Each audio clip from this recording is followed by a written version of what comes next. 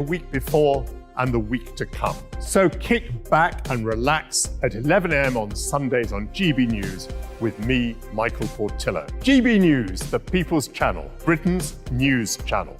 GB News has its own late-night paper preview show, Headliners, where comedians take you through the next day's top news stories. You don't have to bother reading the newspaper, we've got it covered for you. Headliners, every night at 11 p.m. and repeated every morning at 5 a.m. We won't send you to sleep like some of the other paper review shows out there. GB News, the People's Channel, Britain's news channel. Join me, Camilla Tominey, on Sunday mornings from 9:30, taking the politicians to task and breaking out of SW1 to see how their decisions are affecting you across the UK. Bursting the Westminster bubble every Sunday morning, only on GB News, the People's Channel. Britain's watching. Monday to Thursday nights on GB News. At 6, it's Dubes & Co. 7 o'clock, Farage. At 8, join Jacob Rees-Mogg. And at 9, Dan Wootton Tonight, followed by Headliners. On TV, radio and online. This is GB News. Westminster is going around in ever-decreasing circles, followed by the media. Britain is broken. How on earth did we get into this mess? But more importantly, how do we get out of it? Join me at 7 p.m, Mondays to Thursdays on Farage. Here on GB News, we will have open, rational debate. We've got to work out how Britain moves forward from this. Join us here on GB News, the People's Channel. Britain is watching.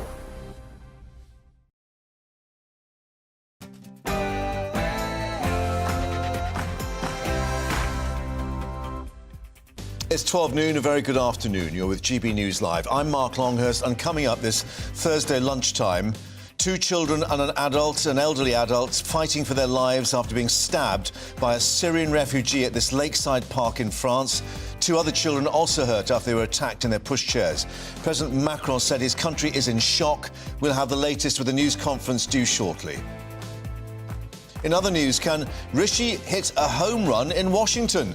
He'll be meeting President Biden shortly, but is a major trade deal with the US still too tricky for him to target?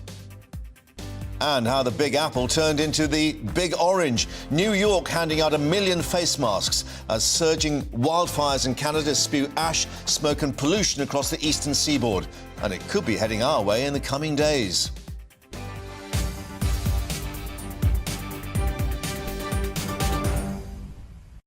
And also coming up, how they're blowing bubbles once again. West Ham win their first European trophy since 1965. The open-top bus being dusted down for an East End victory parade tonight. All that to come.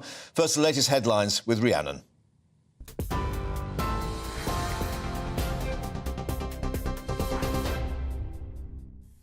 Mark, thank you. Good afternoon. It's coming up to 2 minutes past 12. Your top stories from the GB newsroom.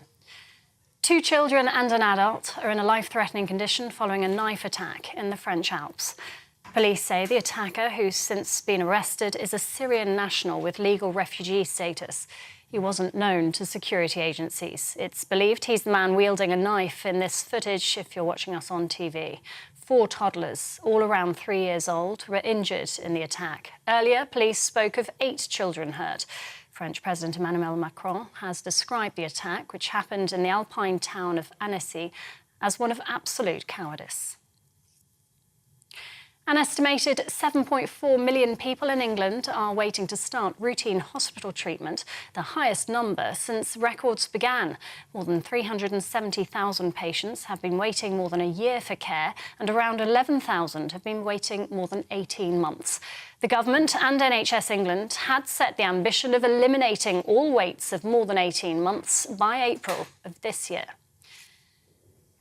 It comes as senior doctors say the NHS is struggling to provide safe and effective care for all cancer patients.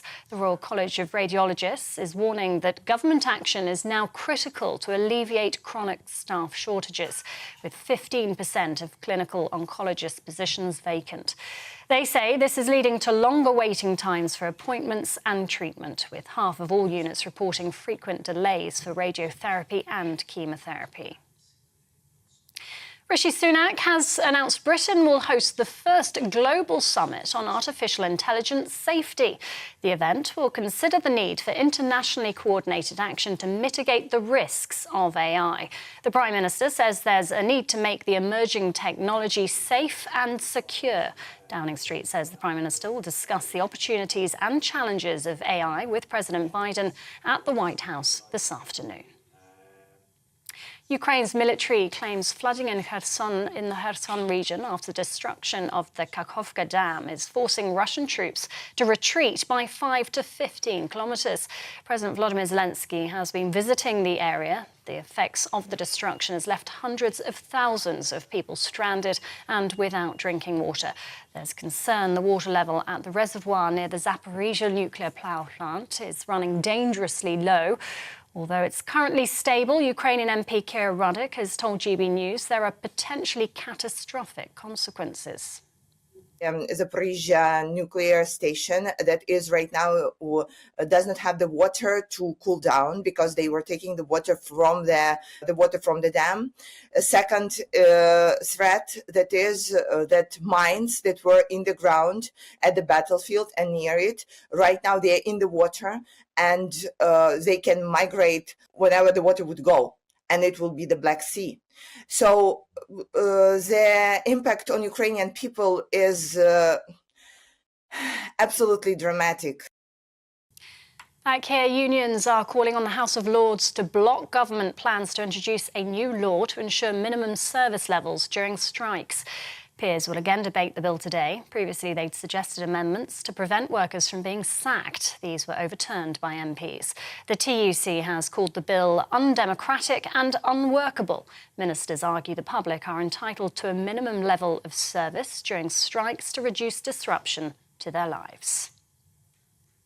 Caroline Lucas, the Green Party's former leader and only MP, has announced she will stand down at the next general election. The MP for Brighton Pavilion was first elected in 2010 and has seen her majority increase at the subsequent 3 elections. In 2019, she won by a margin of almost 20,000 votes.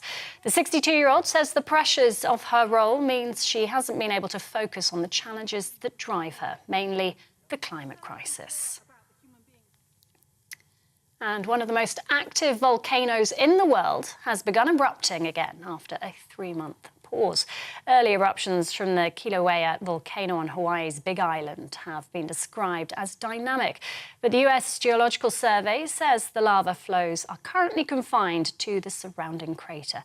Kilauea last erupted in January, with activity stretching into March. And that's it from us. I'll hand you back now to Mark with GB News Live.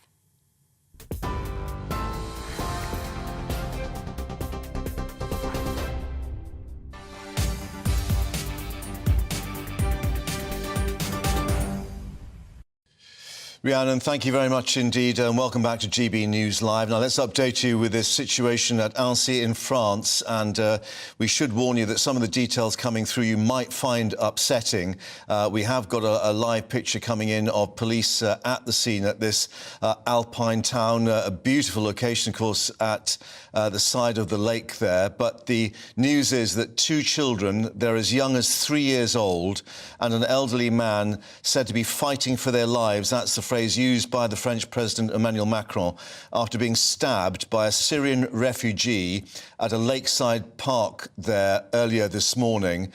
2 other children, as we were saying, very young, being hurt. Suggestions one was in the stroller as this 45-year-old repeatedly stabbed them. It's believed they were on a play school outing at Annecy in the French Alps. President Macron saying his country was in a state of shock. Well, we have some video. This attacker trying to leave the scene with a knife still in his hand, being chased by bystanders, eventually arrested by police after being brought to the ground. These were the pictures released. This was on a camera phone. You can see him there with his headdress. He appears to have a knife in the right hand. These 2 bystanders using their backpacks as some kind of shield, but then police did intervene and he has been arrested. French police saying he is a Syrian refugee, given refugee status, but no known terrorist links is what they have said. France's National Assembly has observed a minute's silence, and we are expecting a news conference to get underway within this next half hour. But let's speak to our home and security editor, Mark White, here in the studio, who's been following this story. As we say, Mark, it's very upsetting, given the nature of the attack and the age of these kids. We understand 4 of them hurt, 2 very seriously, said to be about 3 years old, 1 still in their stroller when they were being attacked. Yeah, they were, according to reports, nursery school age children. They were on an outing to this local park, a beautiful little park by the boating lake there in Nancy, which is in, the heart of the French Alps. Yeah. This man apparently entered that play park and began repeatedly stabbing these children, shouting, and some reports suggesting that he was laughing as well. The mothers, understandably, and adults that were there screaming while this was unfolding. It's absolutely horrific.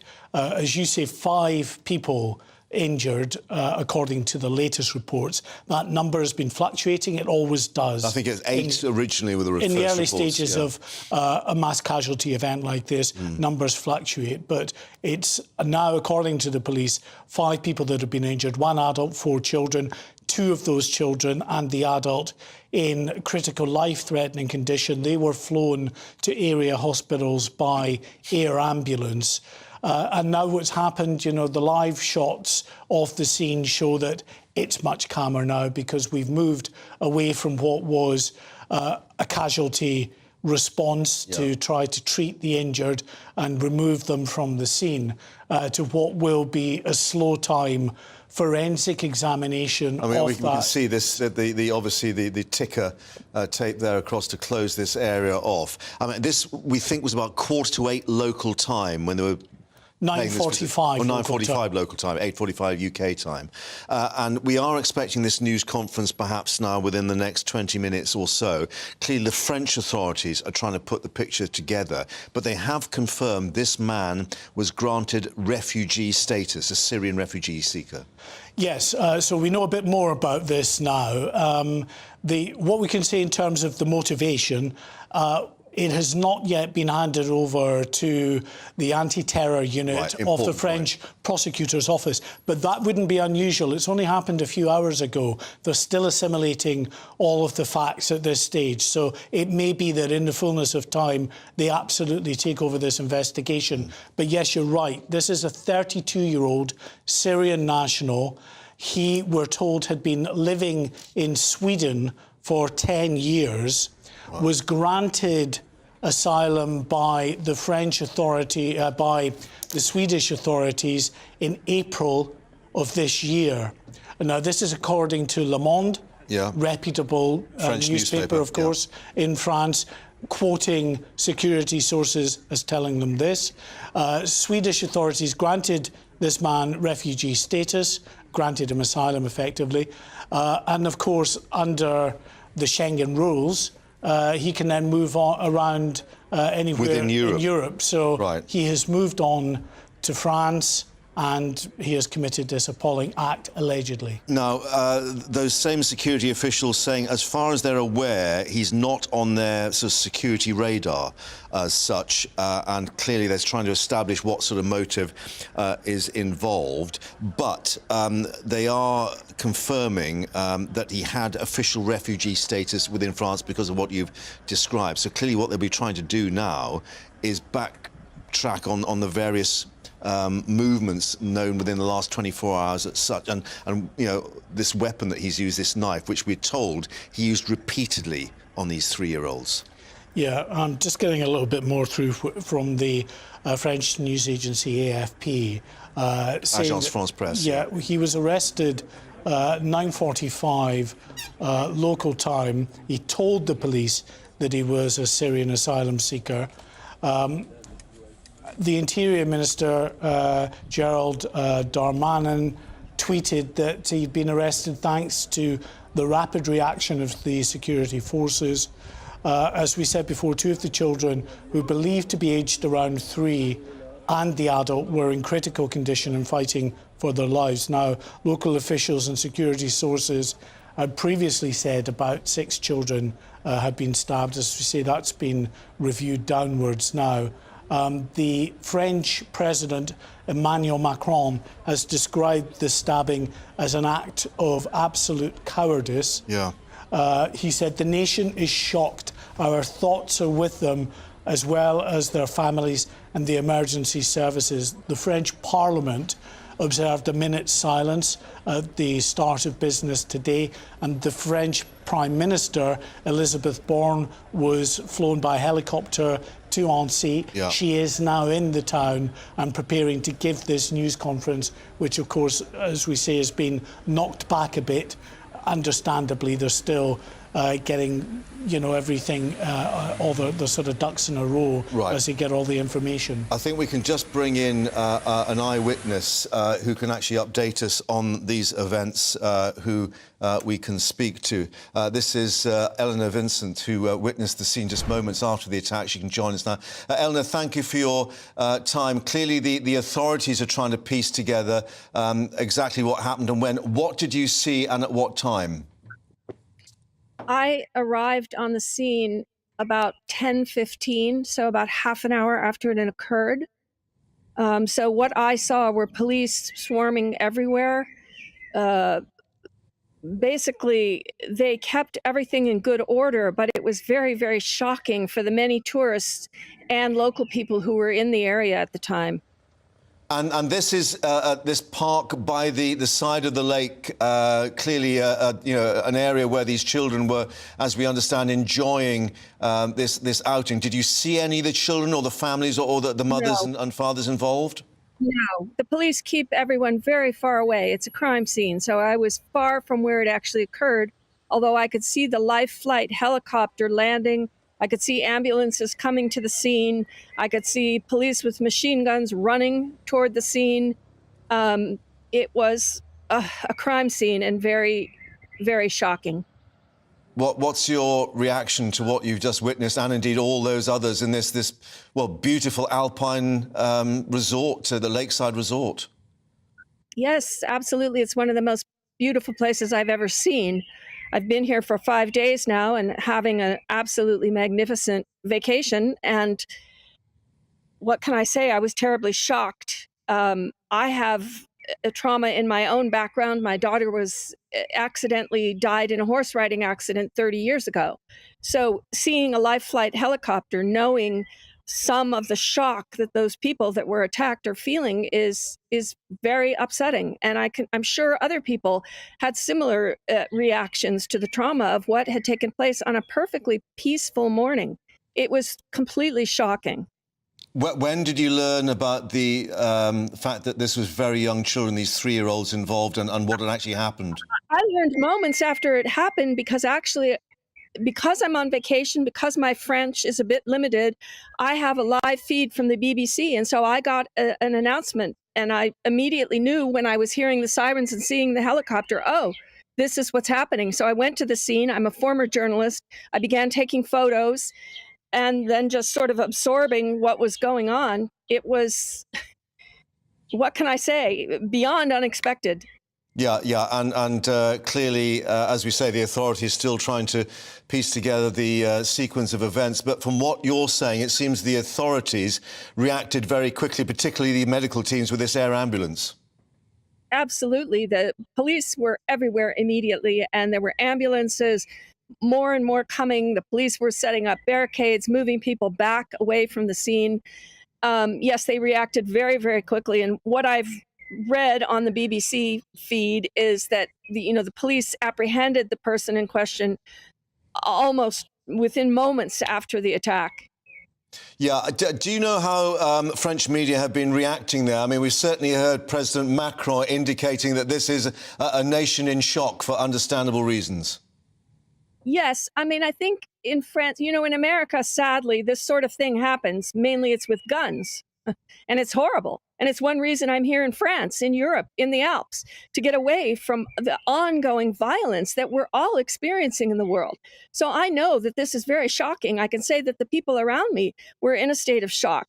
This just does not happen here, and especially in such a peaceful environment. You know, I don't know what to say. It's really horrifying that this has taken place, and I'm so sorry for everyone affected by this. It's really tragic, and I know these are all cliches, but I don't know what else to say. It's such a horrible thing, and I would say that the French media were definitely there. There was a cameraman from Channel 26. I photographed her without her permission. Of course, she was busy working, but I photographed her and her cameraman at work. There were other journalists who came to the scene, all speaking in French. And as I said, my French is a bit limited, so especially when people are speaking quickly, I cannot fully understand. That's why I was following so closely on the BBC. Yeah, and as you say, you've worked as a journalist, so you've been used to these various outrages and the crises in the world and so on, but this seems to have really affected you and hit home. Absolutely. As a bereaved parent, I cannot even comprehend how someone out having a peaceful outing with their children would feel if their children were attacked. It's a horror beyond belief. Eleanor, thank you very much indeed for taking the time to share the experience with us. And, of course, we will update people as we get more details from the authorities. But, Eleanor Vincent there in Annecy, thank you very much indeed for updating us. Let's get some more from Mark, who's also monitoring the situation. Because just to reiterate, we are expecting an official update with the news conference fairly shortly. But from what we were hearing there, from Eleanor, clearly the reaction was very, very quick on the scene. Yes, I mean, the video, and it's worth showing that again, which we can describe for our radio audience, gives an indication of the scene in that park before the police had even arrived. It shows the alleged attacker running through the park itself, being cautiously pursued by a couple of passers-by. They're using the rucksacks, actually. As a potential shield, I would say. And we can see, actually, the pictures will come up, we hope now, fairly shortly in a moment, a knife in his right hand. So clearly the weapon is visible. Yes, every now and again you get a glint of the blade in the sunlight there. You can see. So he walks to start with, then he starts jogging with these two bystanders then starting to approach him. Yeah, I mean, it doesn't look like he's in any hurry to get away, but often that's the case, Mark, in sort of mass stabbing or shooting events like that. You've got people that for whatever reason, want to make a statement. They maybe don't want to get away. Yeah. Maybe they want to be martyred by the police. You often see that as a net consequence of an attacker's actions after an incident like this. There's some more eyewitness reports that they spoke to another newspaper, Le Dauphine, indicating that he spoke English, or you shouting in English. This eyewitness, at the beginning, we all thought it was being staged, but with the cries of people involved, we realised that it was reality. And then the man telling another broadcast to BFM TV, seeing first aiders, quote, and again, this is upsetting perhaps for people, working on little bodies, 3 or 4 years old perhaps. Now, the Interior Minister said that the name may be Abdelmash H, a Syrian national, as we were discussing, with legal refugee status. Yes, I mean, those reports, obviously, of these children having been stabbed are horrific. You know, anyone that age is not going to be in a position to defend themselves. No. And some in a stroller, we understand. Well, certainly reports of at least one child may have been in a stroller. Yeah, I mean, it sounds absolutely terrible to contemplate what must have gone on in that park. In terms of his name, clearly we don't have confirmation, but the French media, working their sources as we are doing as well. And what we do know is that he's 32 years of age, that he was in Sweden for the past 10 years as a Syrian asylum seeker, but was granted asylum last April, this April. And so then had that after legal status. sometime after April, then clearly moved to France as you can do, of course, within the Schengen Agreement, within the European Union. So he's moved to France, and then this attack has been carried out by this individual, allegedly not known, according to official sources, to the security services in France. But then that's perhaps not unusual if he's come from Sweden. Another report just coming through, and just to say this is not confirmation. Apparently he was wounded by police. There had been earlier reports suggesting he'd been shot in the legs. We've had no other independent confirmation of that, but we are being told he was also taken to hospital. So that may be an additional part of the story that's unfolding. Yeah. Mark, for the moment, thank you. But let's just reiterate that we are expecting this news conference fairly shortly, in which these details will be confirmed or otherwise. We'll have that for you live. Stay with us here on GB News Live.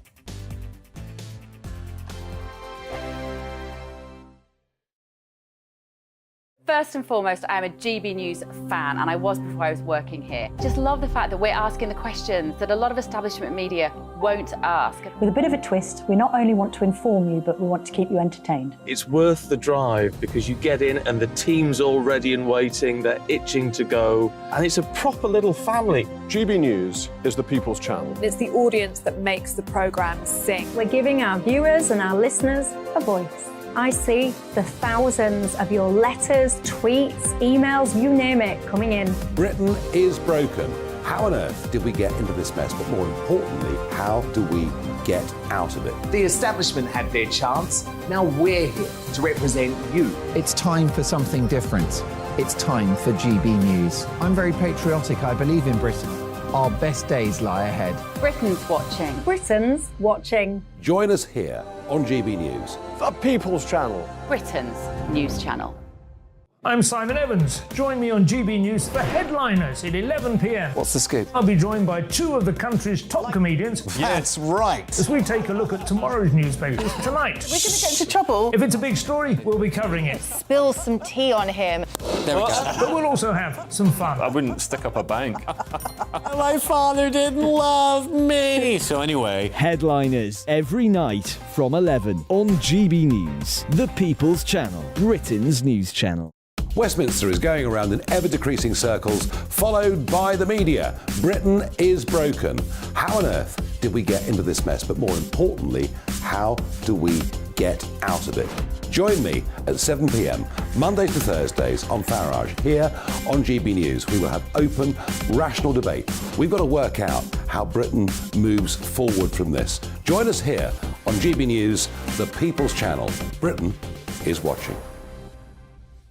I'm Andrew Doyle. Join me at 7 o'clock every Sunday night for Free Speech Nation, the show where I tackle the week's biggest stories in politics and current affairs with the help of my two comedian panellists and a variety of special guests. Free Speech Nation, Sunday nights from 7 on GB News, the People's Channel, Britain's news channel. Monday to Thursday nights on GB News. At 6, it's Dubes & Co. 7 o'clock, Farage. At 8, join Jacob Rees-Mogg. And at 9, Dan Wootton Tonight, followed by Headliners. On TV, radio and online. This is GB News.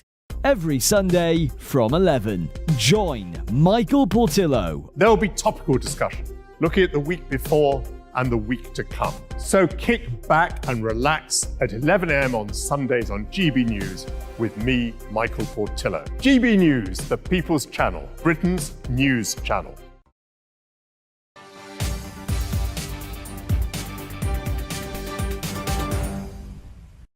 And welcome back to GB News Live. Just to alert you, we are awaiting this news conference in France on this situation at Annecy. This is the live scene there with police at this lakeside park where two children as young as 3 years old and an elderly man said to be fighting for their lives after being stabbed by a Syrian refugee at a park in this town this morning. Two other children, again as young as 3 years old, were hurt. Was this 32-year-old man attacking them on a play school outing at Annecy. Some of the reports suggest he attacked them repeatedly. One, at least, was still in a stroller. He was then pursued by bystanders. We have some other footage of him running or walking and then running away, the knife still in his hand, before we're being told eventually subdued by armed police.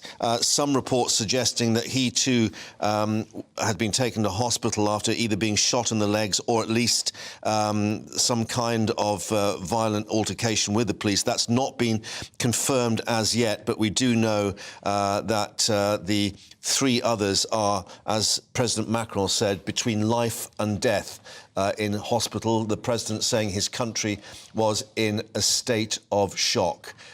France's National Assembly observing a minute's silence, and as we say, the authorities expected to release more details shortly. Our Home and Security editor Mark White still with us in the studio, who's following these developments, and clearly they'll be trying to work backwards to see the timeline of events, but we think he was actually in the park at the time that this, we assume it would be a play school outing was taking place. Well, that's what we're told, yeah, nursery school outing to this park. I think as we continue to, if we can, look at the live pictures of the park there, we should say that we're also going shortly to be getting some video. It's actually very harrowing in nature, so there's only a very limited part of that video we can show, but it's the moment of the attack. I'm told by my producer the first 1 minute and 10 seconds we just can't show, right. But we can show about the last 20 seconds when this man, according to my producer again, clearly the same man that we see in the video being chased by those bystanders, chased by two bystanders, is that same individual. So it's just at the end of the stabbing when he's leaving this play park to start running away. So that is being worked on at the moment. We'll bring that video to you as soon as possible. Yeah, and a warning that obviously many of the details that we're going through people might find upsetting because these youngsters, 3 years old, and suggestions that some of them were attacked or stabbed repeatedly by this man. Yes, I mean, the reports that are coming out are clearly very disturbing and difficult to listen to. It's children as young as 3 years old. One reported to have been in a stroller, but again, let's just take that with a note of caution. Until we get the official confirmation in this news conference. Because often, there may have been children in the park in strollers. It doesn't necessarily mean that it was a child in a stroller that was attacked. It's confusing the picture in the early stages of traumatic events like this.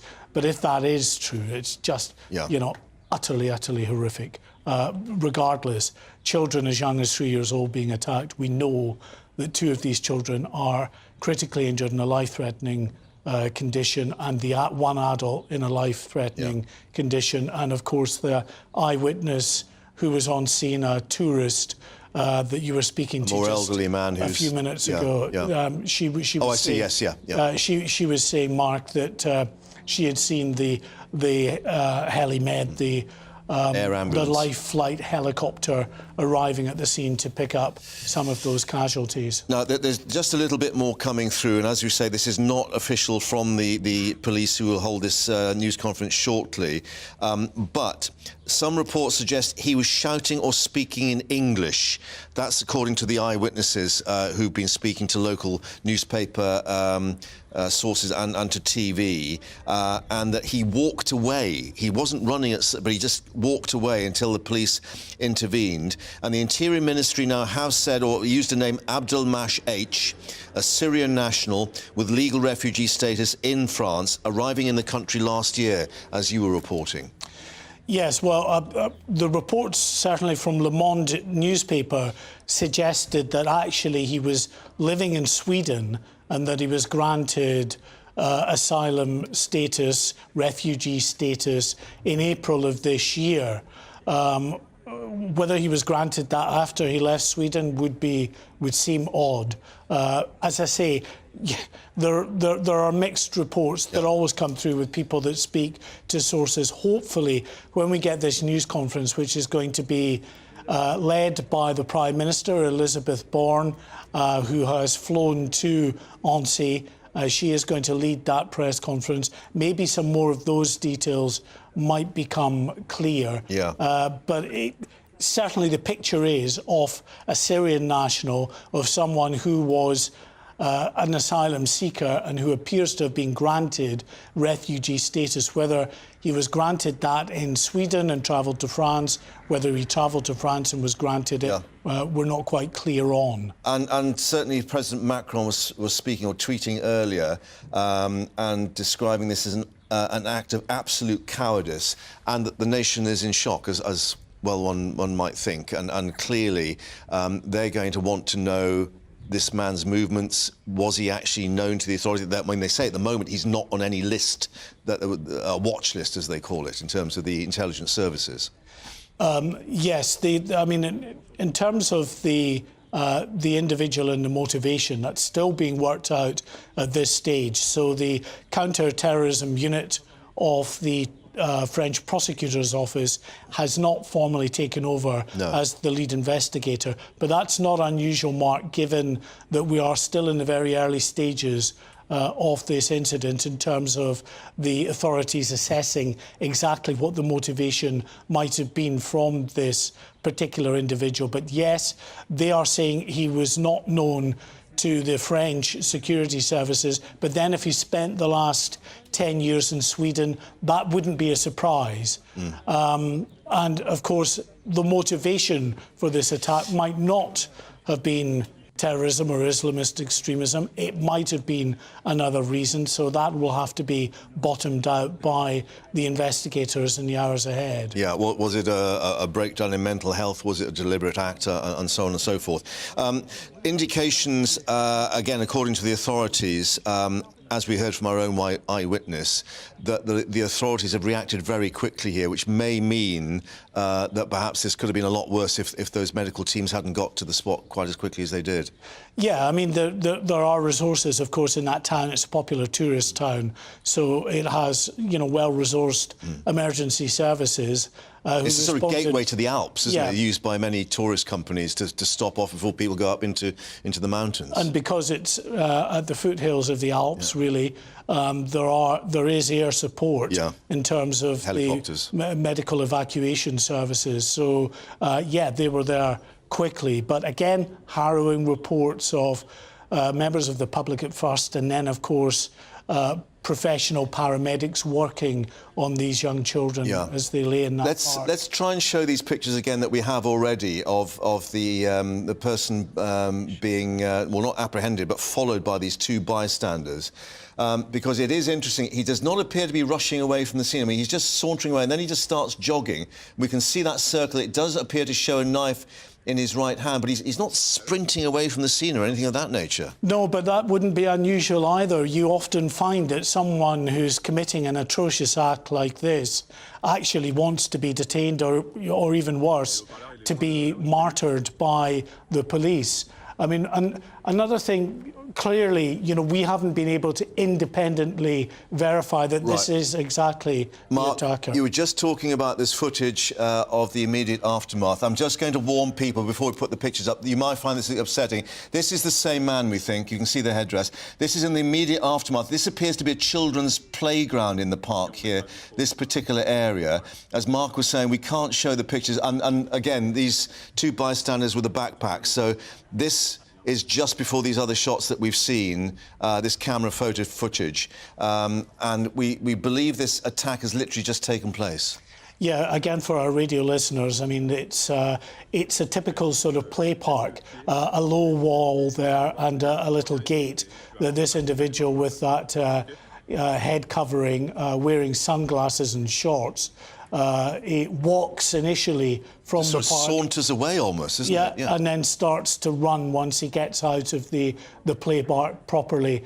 Someone filming, and they were actually filming the attack itself. We can't show you, we won't show you those images because they are understandably just far too harrowing to show you. But this is in the immediate aftermath of the attack. You can see a member of the public just beginning to follow him and cautiously chase this individual, keep track of him until the police could actually get to him and arrest him as well. Yeah. And that's quite clear. That's the same individual we'll see in these other shots. Sunglasses, this headdress on, and a black T-shirt. And as we've been piecing together the sort of authenticity of these videos to show it's apart, there's another image that we took from Google Maps, a still image that shows the location, the park itself, and shows a bridge over the boating lake. And we've sort of been able to show, so that's not the picture, no, it's a still image of the park itself. In relation to the lake. It's a Google image of the park that shows a bridge over the boating lake, and that basically confirms to us that it's the same shot, because the video, that's the image there. You see that bridge to the left of the picture by the trees. It shows the bridge over the narrower part of the boating lake. Then if we can look at the video of the man when he's running away with the knife in his hand, you'll see that same bridge behind him. If we got the video of the suspect when he's being running away, being pursued by the two members of the public here, so that's the bridge there in the back of the right. Okay, so we've now got an idea of the location. But the other pictures we saw there, in that immediate aftermath of the attack, I mean, we could see the little swings and slides that the kids park, and again, one would think that perhaps it would be odd for an individual like this to be in such a location unless he had intent to do something. That's the absolutely horrific thing to contemplate with all of this. It's that play park is, you can see behind a little wall and a metal fence and a gate. You have to go out of your way to go into the play park. So there's no way that this was an individual who was just stabbing people at random and came across a group of kids. He's gone out of his way to go into the play park to target these children, which just doesn't bear thinking about, and again will be a factor that the police are uppermost in their mind as they're trying to establish exactly what happened to you. What do we know about the state of alert in France and what the authorities were doing in terms of the sort of intelligence watch on known names and individuals? Well, the state of alert is, like in this country, it is at an elevated state. We're substantial, actually, having been critical for a couple of periods during 2017 when we had a year of multiple terrorist attacks. Then it had been severe for a number of years, and in recent months has been lowered to substantial. France is also at an elevated threat, meaning that a terrorist attack is certainly likely. The Interior Minister in France warned just 3 weeks ago of an uptick in activity from Islamist extremism in particular, and the possibility of a fresh wave of terrorist attacks. This is when they pick up on intelligence chatter, as they call it. Always, we want to insert the caveat again. We don't know the motivation of this individual. And they're indicating that he was not on a known list or any kind of watch list. Indeed. In the fullness of time, it might well be that he is someone who had an extremist mindset and has carried out an attack with an Islamist ideology. We know that he's a Syrian national who claimed asylum in Sweden, was granted asylum and moved to France. But anything more than that, we just don't know at this stage. As you're saying, Elizabeth Bourne, the Prime Minister, is there at the moment. We understand that she is speaking to the authorities, but we are going to get this news conference from them once, of course, they've established the details. We'll have that for you live as it happens. Stay with us here on GB News Live. It's all about family, being in people's living rooms, all the interaction and getting to know who our viewers and listeners are. When I was young, my dad used to say, no, stop arguing. I wanted an outlet that would enable me to give my opinion People are going through a really hard time right now, and I know that you don't feel like you're being listened to by the establishment. I came to GB News because it's the People's Channel, and I want the audience to have their say on the events of the day. We're dynamic. We do something different. Democracy shows that the wisdom of the nation is in its people. I get to travel to find out what the story is from a personal perspective. The British people aren't fools. We know when we're not being told the full story. We've got to work out how Britain moves forward from this. It's the best country in the world. The establishment had their chance. Now we're here to represent your views. Britain's watching. Britain's watching. Britain's watching. We're proud to be GB News, The People's Channel. Britain's news channel. Join me, Patrick Christie's, Monday to Friday, 3 till 6. We tackle the day's news agenda like you've never seen before. It's high tempo, high octane, the most controversial topics, and the best guests. You will not be able to take your eyes and ears off it. I'm not afraid to ask the questions that you really want answered. 3 till 6 p.m, Monday to Friday on GB News, the People's Channel, Britain's news channel. Join us every night on GB News at 11 p.m. for Headliners, which is 3 top comedians going through the next day's news stories, which is exactly what you need, because when the establishment has gone crazy, you need some craziness to make sense of it. So join us 11 p.m. every night on GB News, the People's Channel, Britain's news channel. Join me, Camilla Tominey, on Sunday mornings from 9:30, taking the politicians to task and breaking out of SW1 to see how their decisions are affecting you across the UK. Bursting the Westminster bubble every Sunday morning, only on GB News, the People's Channel. Britain's watching. I'm Jacob Rees-Mogg, the Member of Parliament for North East Somerset and a former government minister. For years, I've walked the corridors of power in both Westminster and the City of London. We need to have the arguments, the discussions on how we make it better. Crop failures, famine, war, suffering on a scale completely unimaginable. We are putting the cart before the horse. As Charles I said at the scaffold, he was the true defender of liberty. Yeah, I've completely derailed the conversation. Join me Monday to Thursday at 8 p.m. on GB News, Britain's news channel. The Jubes and Co, we tackle the issues of the day with real, robust debate, both sides of the fence, battling it out with me in the middle with my forthright opinions and views. And often really interesting things happen because you start with a position and then by the end of the debate you find actually, well, I might not have thought about that one. What we need in this country is 2 new political parties. You should maybe think about doing a 2024 calendar. I'm Michelle Dewberry and I'm keeping you company right through until 7 o'clock this evening. GB News, the People's Channel, Britain's watching. Britain's news channel.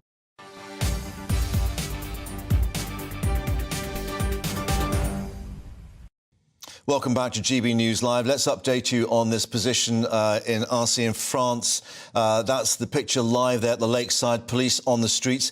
We have just got an update that the news conference has been delayed by about 15 minutes, as Mark White was reporting here in the studio. Elizabeth Borne, the French Prime Minister, is there leading the sort of official reaction to this and the investigation getting underway. So they are trying to establish the details. Mark's still in the studio with us. Mark, clearly it's not just the criminal investigation that was going to get underway, but the political aspect of this. We know that there was this minute silence with the National Assembly a little earlier. President Macron describing this as a country in shock, but there will now be a reassessment, I guess, as to the whole question of the security, the establishment of this status, as he was a Syrian national with refugee status, even though we don't know if he's trying to get official asylum as such, and the fact that he was basically there legally rather than sort of under the radar. Yes, and as much as the issue about immigration, legal or illegal or related to asylum seekers in this country is a live issue and an issue of concern, it is much more so in France. There is huge tensions in France about the relationship between the French indigenous population and its immigrant population. Remember the Charlie Hebdo, the cartoon, the Bataclan attack, all the issues about the North African population in the suburbs, the northeast of Paris particularly. Yeah. I mean, what I guess is surprising about this is where this has happened, in this alpine resort.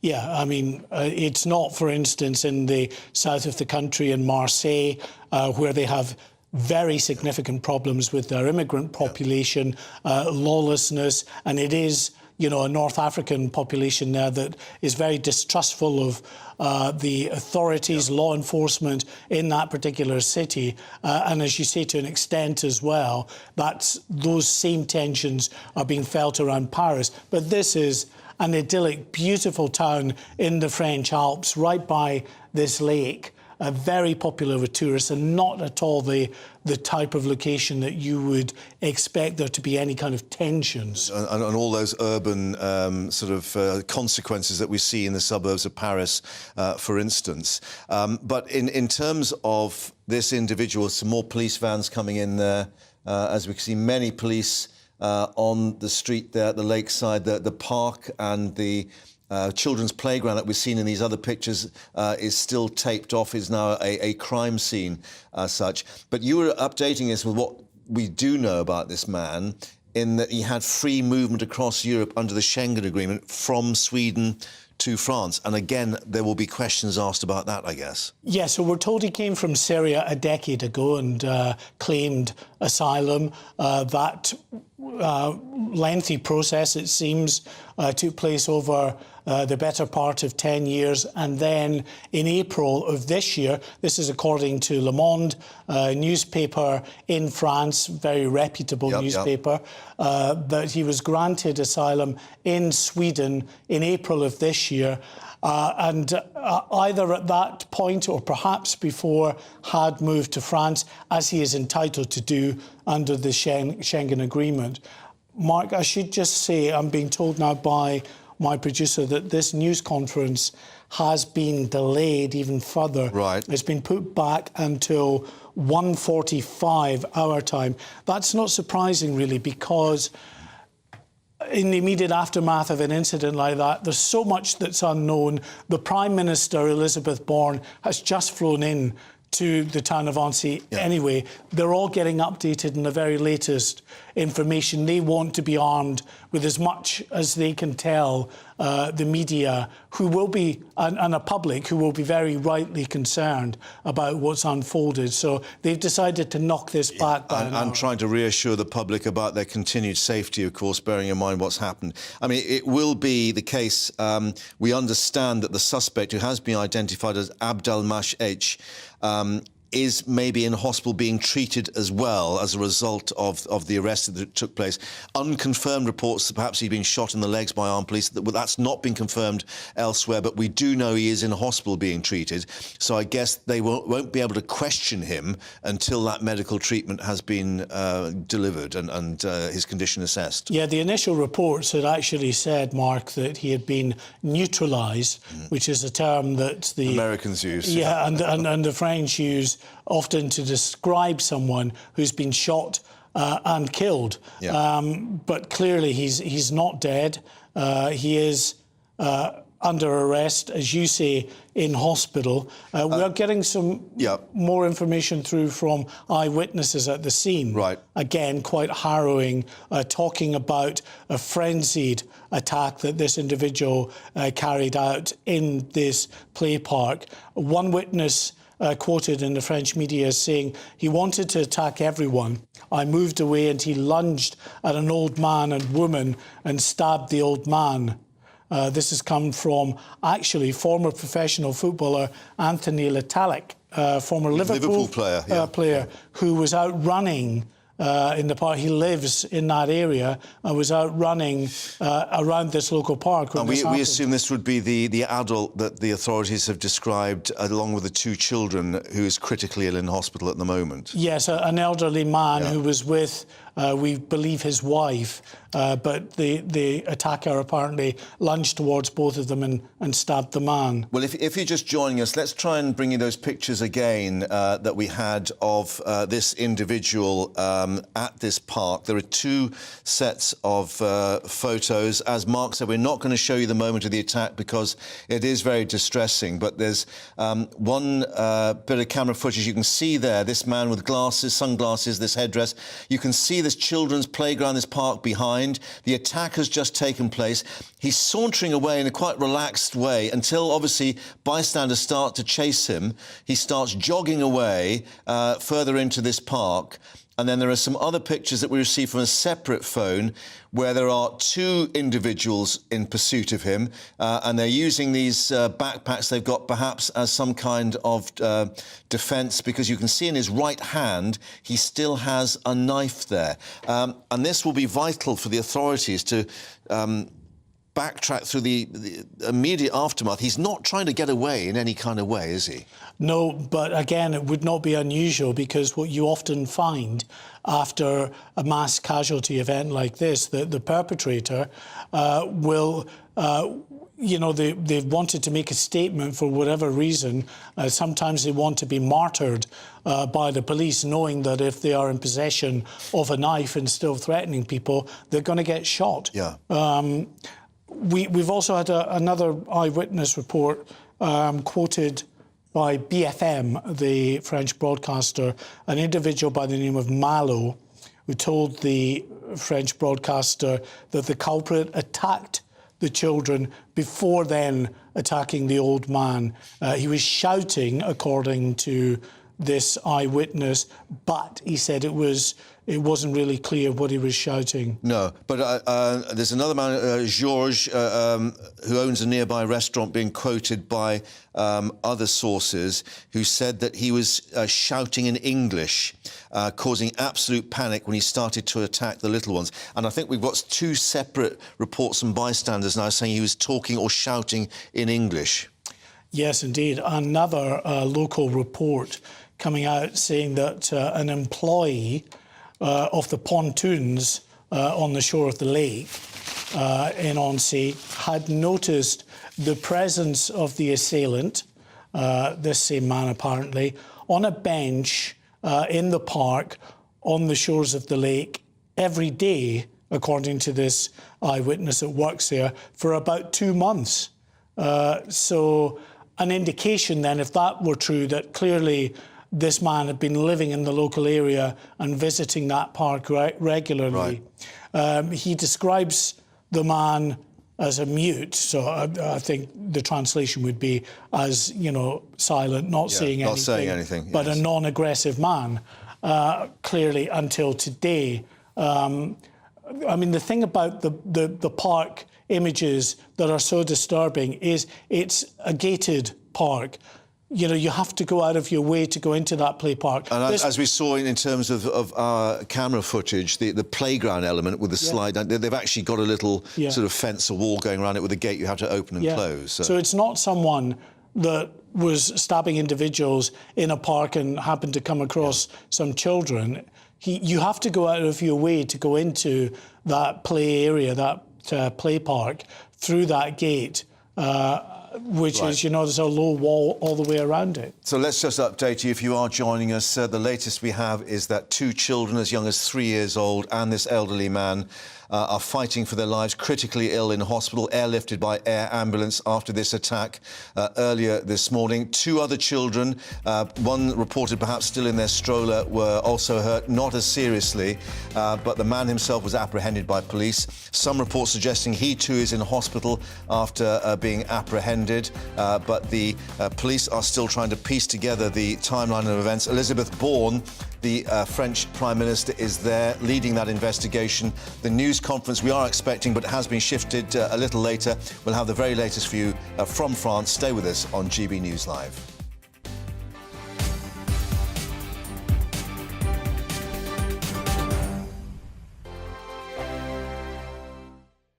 I joined GB News because I was sick and tired of not hearing my views being represented, not just mine, but so many people that I knew and spoke to. I just couldn't get my voice out there. I couldn't say anything. I couldn't do anything. Whatever the narrative was, I kind of had to follow it. GB News is there to provide a voice for those who have been ignored by the establishment media. We think different things, we've got a different style. GB News is here to be optimistic and positive about the future. It's real kind of dynamic and flowing, with the audience very much at the heart of it, like a big family. Here at GB News, we talk about the things that matter to you. Hearing the voices from right across our towns and cities, especially our towns. All sides of the argument represented with a heavy dose of opinion. We're on a mission here to make a difference. And the GB News family really is here for you, and whatever time of day you can watch or listen. Britain's watching. Britain's watching. We're proud to be GB News, The People's Channel. Britain's news channel.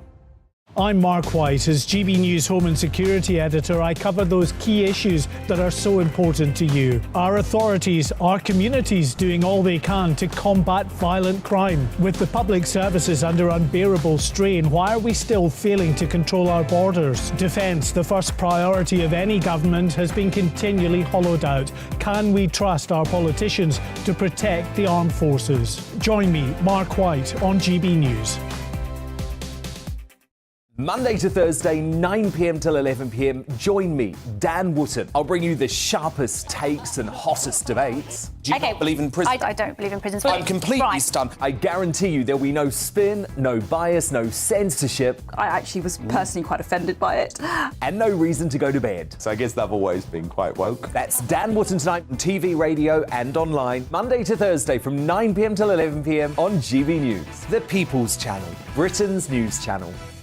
You've probably seen politicians interviewed 1,000 times, but we do it differently. We find out who they really are, we don't shout, we chat, and hopefully we bring a bit of light, not just heat. Did you know Kate Moss? Apparently. Do you have a pair of jeans or a pair of jeans? No, of course I don't. What would I do with them? My friends are like, oh my God, what's she doing now? Join me every Sunday at 6 for Gloria Meets, only on GB News, the People's Channel, Britain's news channel. Start the day with GB News. We catch up on all the big stories you didn't hear the night before. And take a look at what the world's talking about this morning. That's right, Monday to Thursdays from 6 o'clock. It's Breakfast with Eamon and Isabel. Straight after breakfast, join us, Bev Turner and Andrew Pearce. We're going to take you through till noon. We'll be tackling the big topics of the day, including the things that the other channels just won't talk about. If it's happening here. Wake up to mornings on GB News, the People's Channel. Britain's news channel.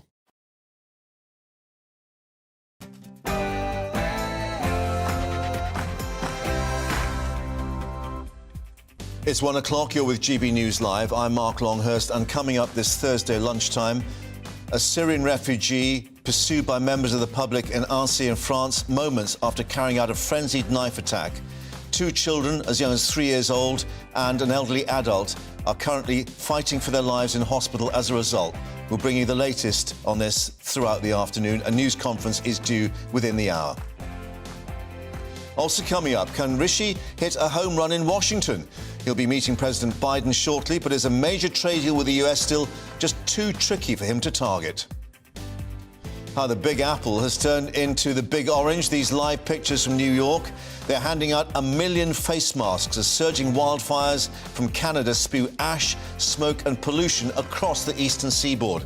It could be heading our way in the coming days.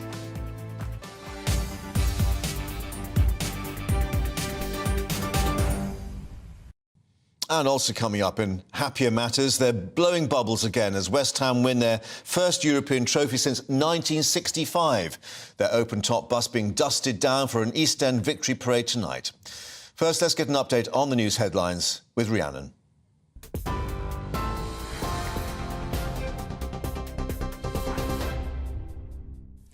Mark, thank you. Good afternoon. It's 1 minute past 1. Your top stories from the GB newsroom. 2 children and an adult are in a life-threatening condition following a knife attack in the French Alps. Police say the attacker, who's since been arrested, is a Syrian national with legal refugee status. He wasn't known to security agencies. It's believed he's the man wielding a knife in this footage, if you're watching us on television. 4 toddlers, all around 3 years old, were injured in the attack. French President Emmanuel Macron has described it, which happened in the Alpine town of Annecy, as one of absolute cowardice. An estimated 7.4 million people in England are waiting to start routine hospital treatment, the highest number since records began. More than 370,000 patients have been waiting more than a year for care, and around 11,000 have been waiting more than 18 months. The government and NHS England had set the ambition of eliminating all waits of more than 18 months by April of this year. It comes as senior doctors say the NHS is struggling to provide safe and effective care for all cancer patients. The Royal College of Radiologists is warning that government action is now critical to alleviate chronic staff shortages, with 15% of clinical oncologist positions vacant. They say this is leading to longer waiting times for appointments and treatment, with half of all units reporting frequent delays for radiotherapy and chemotherapy. Health Secretary Steve Barclay says the government is investing more. Their report was focused on the health systems across the UK, so recognising the pressures in Wales and Scotland as well, that there has been a significant increase in demand, and that's why we're investing more. We're investing in 160 community diagnostic centres, we're investing in the surgical hubs programme, a further 43 new or expanded surgical hubs due this year, and we're also investing in the workforce, and that's why we're bringing forward a long-term workforce plan. Rishi Sunak has announced Britain will host the first global summit on artificial intelligence safety. The event will consider the need for internationally coordinated action to mitigate the risks of AI. The Prime Minister says there's a need to make the emerging technologies safe and secure. Downing Street says the Prime Minister will discuss the opportunities and challenges of AI with President Biden when they meet at the White House this afternoon. Ukraine's military claims flooding in the Kherson region after the destruction of the Kakhovka Dam is forcing Russian troops to retreat by up to 15 kilometres. President Volodymyr Zelensky has been visiting the area where hundreds of thousands of people have been left stranded and without drinking water. There's concern the water level at a reservoir near the Zaporizhzhia nuclear power plant is running dangerously low. Although it's currently stable, Ukrainian MP Kira Ruddock has told GB News there are potentially catastrophic consequences. Zaporizhzhia nuclear station that is right now does not have the water to cool down because they were taking the water from the dam. A second threat that is that mines that were in the ground at the battlefield and near it, right now they're in the water and they can migrate whenever the water would go, and it will be the Black Sea. So the impact on Ukrainian people is absolutely dramatic. Back here, unions are calling on the House of Lords to block government plans to introduce a new law to ensure minimum service levels during strikes. Peers will again debate the bill today. Previously, they'd suggested amendments to prevent workers from being sacked. These were overturned by MPs. The TUC has called the bill undemocratic and unworkable. Ministers argue the public are entitled to a minimum level of service during strikes to reduce disruption to their lives. Caroline Lucas, the Green Party's former leader and only MP, has announced she will stand down at the next general election. The MP for Brighton Pavilion was first elected in 2010 and has seen her majority increase at the subsequent 3 elections. In 2019, she won by a margin of almost 20,000 votes. The 62-year-old says the pressure of her role means she hasn't been able to focus on the challenges that drive her, mainly the climate crisis. And one of the most active volcanoes in the world has begun erupting again after a 3-month pause. Early eruptions from the Kilauea volcano on Hawaii's Big Island have been described as dynamic, but the US Geological Survey says the lava flows are currently confined to the surrounding crater. Kilauea last erupted in January, with activity stretching well into March. This is GB News. We'll bring you more as it happens. Now, though, it's back over to Mark with GB News Live.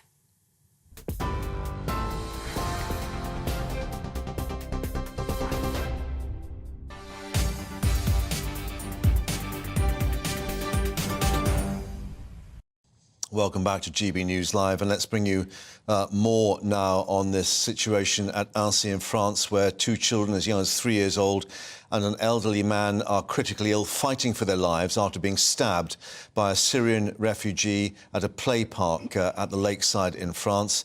2 other children, also very young, hurt as this 31-year-old attacked them at this park near the French Alps. The French President Emmanuel Macron saying his country was in a state of shock. The National Assembly observing a minute of silence. The French Prime Minister, Elizabeth Borne, is in Annecy at the moment and is expected to take part in this news conference, which has now been scheduled for about 1:45 London time. We'll have that live for you as it happens. But let's bring you more now with our Home and Security Editor, Mark White, joining us in the studio. We have to warn you that some of the details coming through are quite upsetting, and we do have footage as well that shows the aftermath of the attack. Mark, just to explain what we have seen ourselves, we won't show the viewers all the pictures, but this man has a knife. He is in a playground, part of this park. He goes to a stroller with a youngster, as the report suggests, these are as young as 3 years old, and stabs this child several times, the mother screaming. Bystanders try to intervene, and he literally tries to saunter off. It's quite extraordinary. Yeah, I mean, it's horrific. I've just viewed the material, which we won't show for very obvious reasons. We do have the video from the point where he has finished the attack and is exiting the play park. Yeah, here. we can see the slide and the swings and so on behind. And he's still got his knife in the hand at this stage. Yeah, and I mean, he was in that play park for a considerable time, walking around. You mentioned that very young child in the stroller and the terrible, harrowing scene of the mother trying her best just to get between the child and the attacker. But the attacker got to that infant and stabbed the infant not once, but then went twice. back for a second time. Yeah. Ran away, then ran back and stabbed the infant again. I mean, it's just utterly mind-blowing that anybody could contemplate such an act. And we think this very brave man in this play park with this the backpack. There's another piece of camera footage we've got, which we will show now, which shows just moments after, where these two individuals are pursuing him out of the park. Again, he's just sauntering away. Now you can see the man behind there with the backpack. That's the one that was in that news in the park. There's another one coming across, and they're obviously trying to get him while he's still got the knife in his hand. Now, the latest reports we're getting is that police got him and maybe shot him in the legs to actually subdue him. Yeah, the information now coming through, confirmed from a number of sources, is that when armed police caught up with him, he was still carrying the knife. So they are going to do what armed police do when they're confronted by an armed suspect, and that is open fire.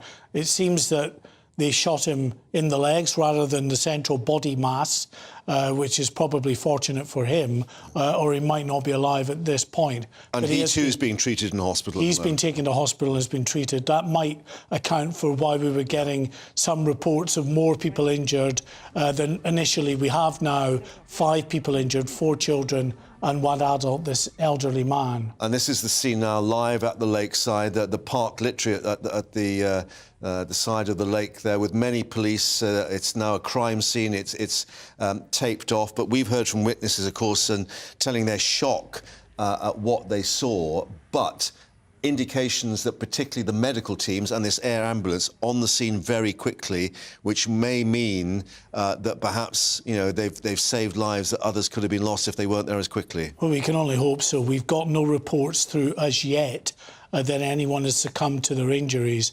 but we are told that 2 of the children are gravely injured, as is the elderly man. So we can just hope that they got prompt medical attention and have been medevaced by helicopter to area hospitals, who are obviously much more able to deal with the mass casualty events. Yeah, and certainly the eyewitness, Elizabeth, who we spoke to earlier, saw that air ambulance coming in. I mean, very traumatic for her because her own daughter was injured in an accident. But it appears that obviously they got the kids away very, very quickly for expert help. Yeah, indeed. And it's now moved, as you look at the live image there, from what was an emergency response to an unfolding attack, which obviously the priority was to subdue and detain the attacker and then deal with the injured there, which they did very promptly, as we're reporting.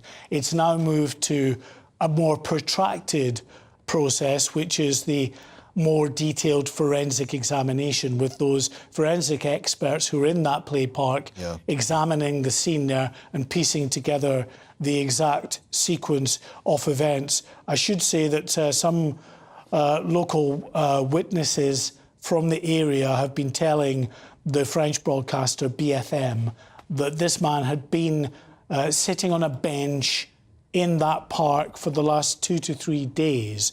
There were other reports last hour that we brought you indicating that he'd actually, for the last couple of months, had been seen in the park, sitting around the park itself by someone who looks after the local pontoons in the park itself. Also, some more detail about this man. He is varying reports, either 31 or 32. He is he was an asylum seeker. He's been granted refugee status after living in Sweden for some 10 years. He describes himself as a Syrian Christian. Now, that's possible. 10% of the population of Syria are Coptic Christians. But also what is possible, Mark, is what is a regular occurrence, which is many asylum seekers who come from Iraq and Syria, who come from the Muslim world, will often convert to Christianity as part of their process of strengthening their asylum bid to say, look, if you return me to that country, I'll be an apostate, I'll be martyred in my home country. Yeah, and therefore that's the whole point of getting the refugee status, because the life would effectively be in danger. Now, that refugee status, just to explain to people, was granted by Sweden back in April. Police have confirmed that. And then, because obviously of the Schengen Agreement, he's got freedom of movement within Europe. So we don't quite know yet when he may be arrived in France, but certainly some reports suggesting he's got a wife and a 3-year-old child of his own. Well, yeah, I mean, as I say, the French media, like ourselves, are working their sources on the ground trying to get as much information as they can on this individual. And already, just a few hours after this event, that picture is being pieced together of someone married with a young child himself. What we don't know from any of the reports that we're getting through, including from the official sources, is what on earth the motivation for this horrific attack could have been. Although we should add that the police sources who have been speaking to reporters, particularly AFP, Agence France Presse, say that at this stage there's no suggestion that he was on any kind of watch list or intelligence list, so he was off the radar, effectively. In France, but remember, he's only just moved to France in recent months, so that would not be uncommon for that to be the case. So there will be calls to the Swedish authorities going on right now? Yeah, they'll be delving into this man's background to get whatever information they can on him. So it's possible that this was a one-off isolated event that has nothing to do with terrorist or a terrorism ideology. As we look at these pictures at the side of the lake, let's just give you a more detailed picture of this, because we've got some eyewitness statements coming through. Someone who owns the ice cream parlour opposite the park has said this is Le Paquier Park, usually a tranquil place, he says, popular with tourists, a place where babysitters and parents take their youngsters to play. I often see around 15 toddlers there in the morning. The atmosphere is fantastic, and clearly people are absolutely stunned by what's happened. President Macron denouncing what he's called a de-civilization process having been taken place. Opposition lawmakers, already the politics coming into play, saying his government has been too lax on law and order. National Assembly Speaker Yael Braun-Pivet saying nothing more abominable than to attack children. And they indeed observed a minute's silence to mark this incident in the Assembly or the Parliament. Well, let's just bring in someone who spoke to us a little earlier. As we say, plenty of eyewitnesses. We spoke to one who saw the immediate aftermath of the attack. Eleanor Vincent spoke to us. This is what she had to say to us. I could see the life flight helicopter landing. I could see ambulances coming to the scene. I could see police with machine guns running toward the scene. It was a crime scene and very, very shocking. What's your reaction to what you've just witnessed, and indeed all those others in this beautiful alpine resort, the lakeside resort? Yes, absolutely. It's one of the most beautiful places I've ever seen. I've been here for 5 days now and having an absolutely magnificent vacation. And what can I say? I was terribly shocked. I have a trauma in my own background. My daughter was accidentally died in a horse riding accident 30 years ago. So seeing a life flight helicopter, knowing some of the shock that those people that were attacked are feeling is very upsetting. And I'm sure other people had similar reactions to the trauma of what had taken place on a perfectly peaceful morning. It was completely shocking. Do you know how French media have been reacting there? I mean, we've certainly heard President Macron indicating that this is a nation in shock for understandable reasons. Yes. I mean, I think in France, in America, sadly, this sort of thing happens. Mainly it's with guns. And it's horrible. And it's one reason I'm here in France, in Europe, in the Alps, to get away from the ongoing violence that we're all experiencing in the world. So I know that this is very shocking. I can say that the people around me were in a state of shock. This just does not happen here, and especially in such a peaceful environment. I don't know what to say. It's really horrifying that this has taken place, and I'm so sorry for everyone affected by this. It's really tragic, and I know these are all cliches, but I don't know what else to say. That was Elizabeth Vincent Wright, a former journalist, speaking to us a little earlier, having witnessed those events at Annecy. Let's just bring you the picture there. Police still there at the lakeside. Mark White still with us in the studio, because, Mark, we've got confirmation now that Elizabeth Borne, the Prime Minister, French Prime Minister, has arrived in Annecy by plane. She's meeting local officials and I think getting an update from local police, which may explain why this news conference has been delayed. Yeah, and we're now told the very latest is that it's probably going to be around 1400, 2 o'clock our time, before we get this news conference taking place. I say she's just landed by helicopter in Annecy and is being briefed now by those officials. More footage coming in. This is the moment that this man has been apprehended and arrested in the park. So these are more pictures on camera phones. You can see that in the distance, that huddle. Now, there are reports that he was shot in the legs before police apprehended him. We've not had official confirmation of that. But clearly, Mark, from the pictures we were seeing earlier, he did not appear to be making any kind of effort to get away. He was just sort of ambling away, walking away, and then jogging. But then this is nearer the lake, away from the playground area where police got to him.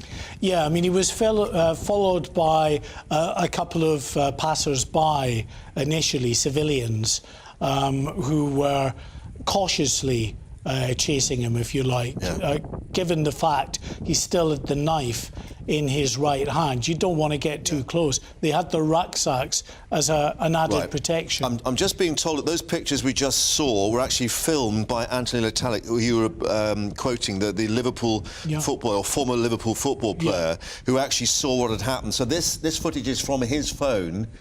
And just to show you again that you can see in the distance there at the lakeside, that huddle, that's where the police have actually subdued him.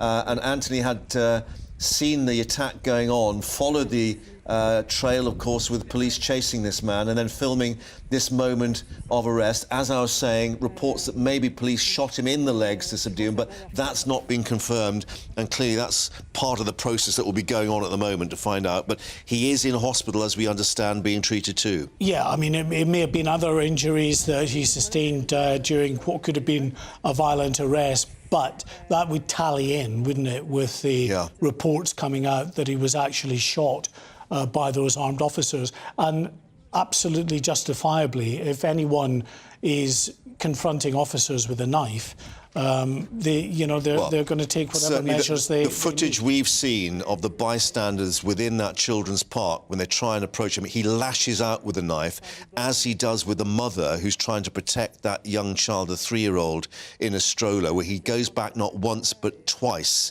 to repeatedly stab. I mean, they are quite extraordinary pictures that we can't show you for obvious reasons. And we know that an elderly man and woman in the park, apparently in the playground, had tried to intervene as well, that he lunged towards them, stabbed the elderly man, who is also in a critical life-threatening condition at this hour.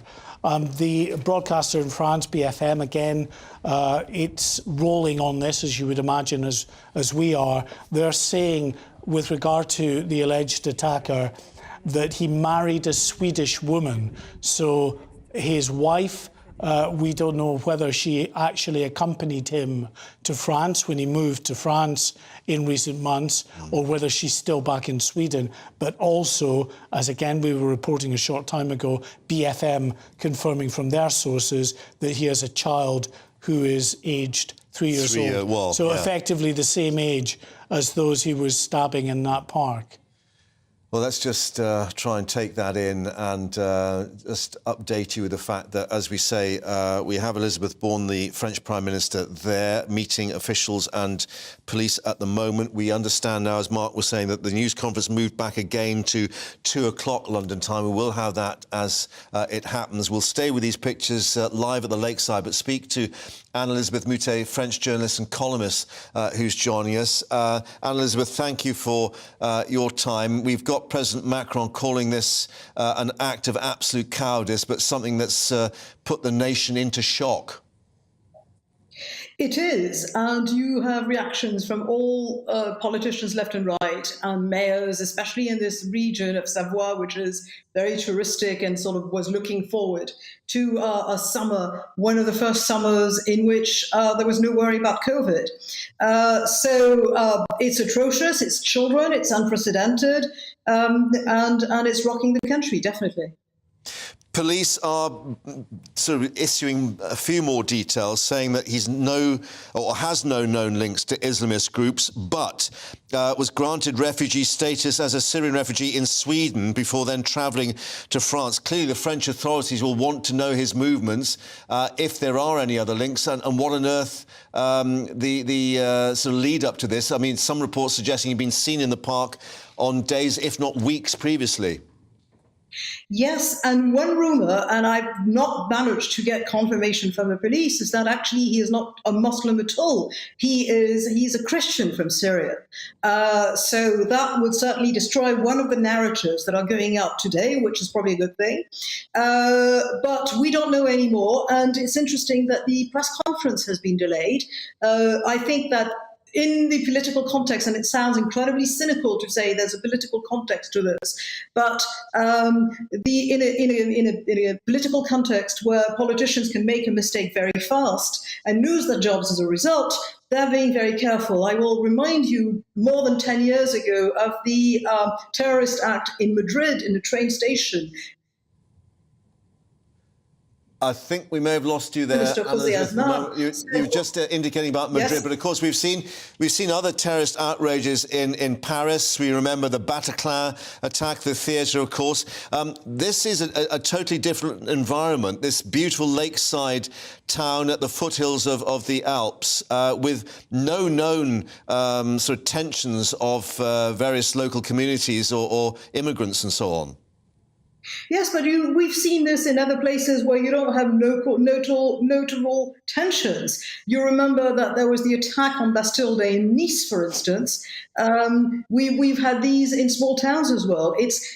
France is a big country, but it's easy to travel through it. And in the case specifically of this man, we will see whether he was a network, but the first indications are that he didn't.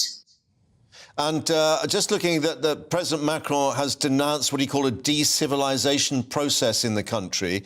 But I gather that opposition lawmakers, we had the Parliament with this minute's silence earlier, saying that his government has been too lax on law and order. I guess inevitably this is going to start feeding into the political narrative as well.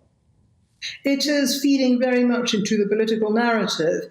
And because there's a French bent in politics to invent a word or to refresh an old word, and then the word belongs to the politician who's used it first. So that there's a problem with violence in the country is something that's felt everywhere, because decivilization was lobbed into the political discourse by Emmanuel Macron. It's seen as a Macron term, as a Macron political sleight of hand, if you will. But the entire country reacts to this. We're not near a national election, we're near the European elections. We'll see whether it has a result. But we also know that the person who's running against Emmanuel Macron in the second round of last year's presidential election was Marine Le Pen.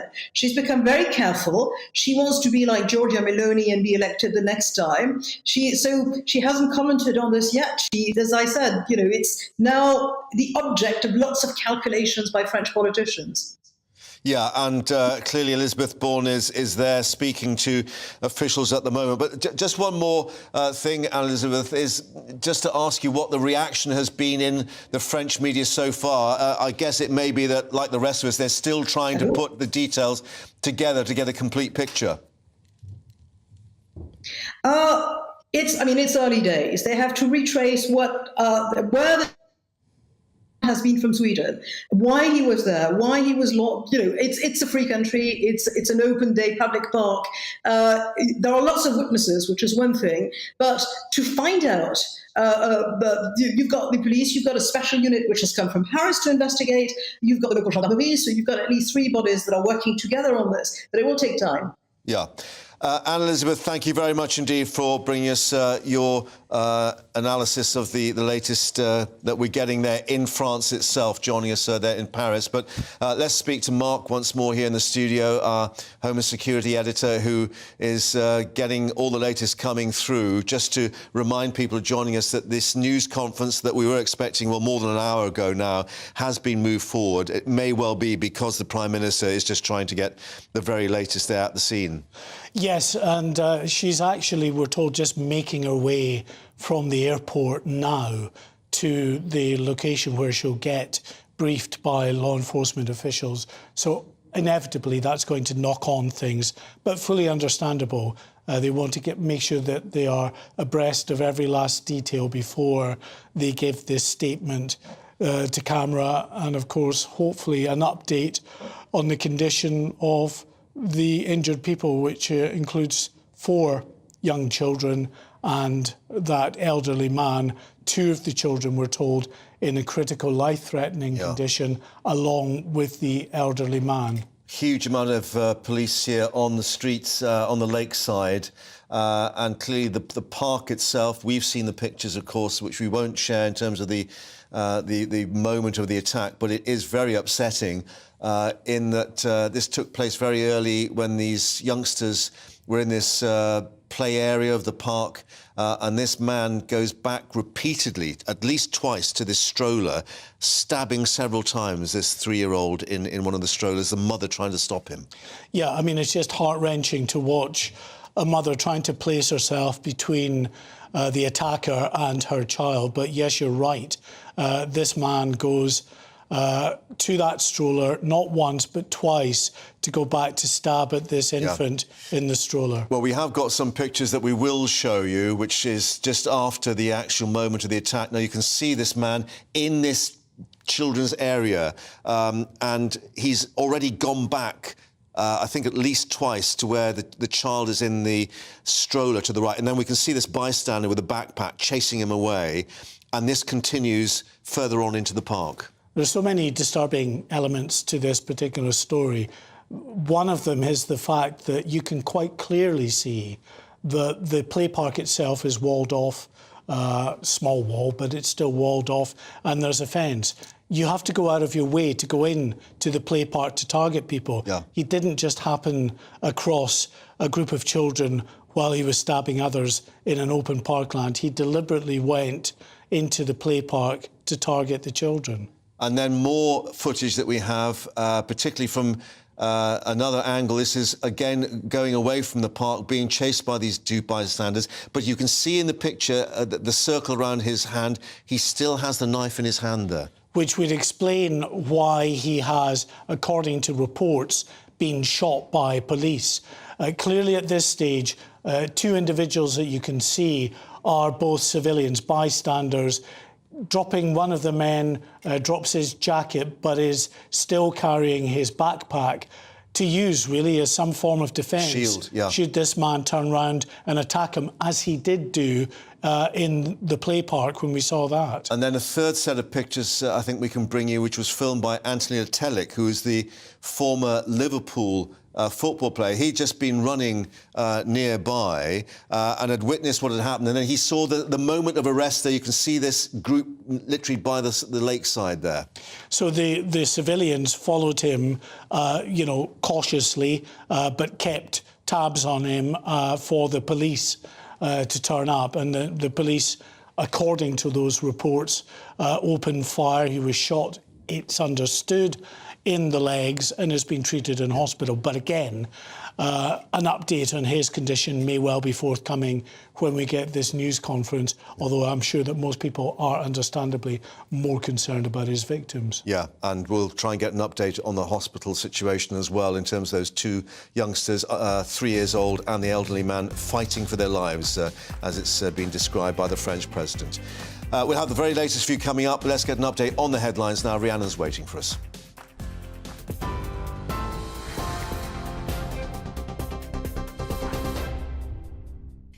Mark, thank you. Good afternoon. It's now 1:33. Your top stories from the GB newsroom. 2 children and an adult are in a life-threatening condition following a knife attack in the French Alps. Police say the attacker, who's since been arrested, is a Syrian national with legal refugee status. He wasn't known to security agencies. It's believed he's the man wielding a knife in this footage, if you're watching us on TV. 4 toddlers, all around 3 years old, are known to have been injured. French President Emmanuel Macron has described the attack, which happened in the alpine town of Annecy, as one of absolute cowardice. An estimated 7.4 million people in England are waiting to start routine hospital treatment, the highest number since records began. More than 370,000 patients have been waiting more than a year for care, and around 11,000 have been waiting more than 18 months. The government and NHS England had set the ambition of eliminating all waits of more than 18 months by April of this year. Ukraine's military claims flooding in the Kherson region after the destruction of the Kakhovka Dam is forcing Russian troops to retreat by up to 15 kilometres. President Volodymyr Zelensky has been visiting the area where hundreds of thousands of people have been left stranded and without drinking water. There's concern the water level at a reservoir near the Zaporizhzhia nuclear power plant is running dangerously low. And smoke from hundreds of Canadian wildfires have cast a huge smog over the skies of Washington, D.C. and New York City. More than a dozen US states were under air quality alerts yesterday, with officials urging residents to stay indoors. 1 million masks are being handed out today at transportation hubs throughout New York, including Grand Central Terminal. The smog has engulfed the capital, where Prime Minister Rishi Sunak is due to hold talks with the US President Joe Biden. And you can get more on all of those stories by visiting our website, gbnews.com.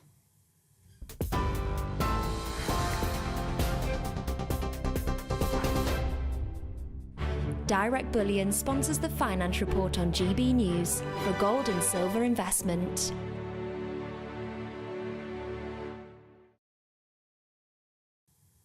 Here's a quick snapshot of today's markets. The pound will buy you $1.2471 and €1.1614. The price of gold is £1,561.36 per ounce, and the FTSE 100's at 7,621 points. Direct Bullion sponsors the Finance Report on GB News for physical investment.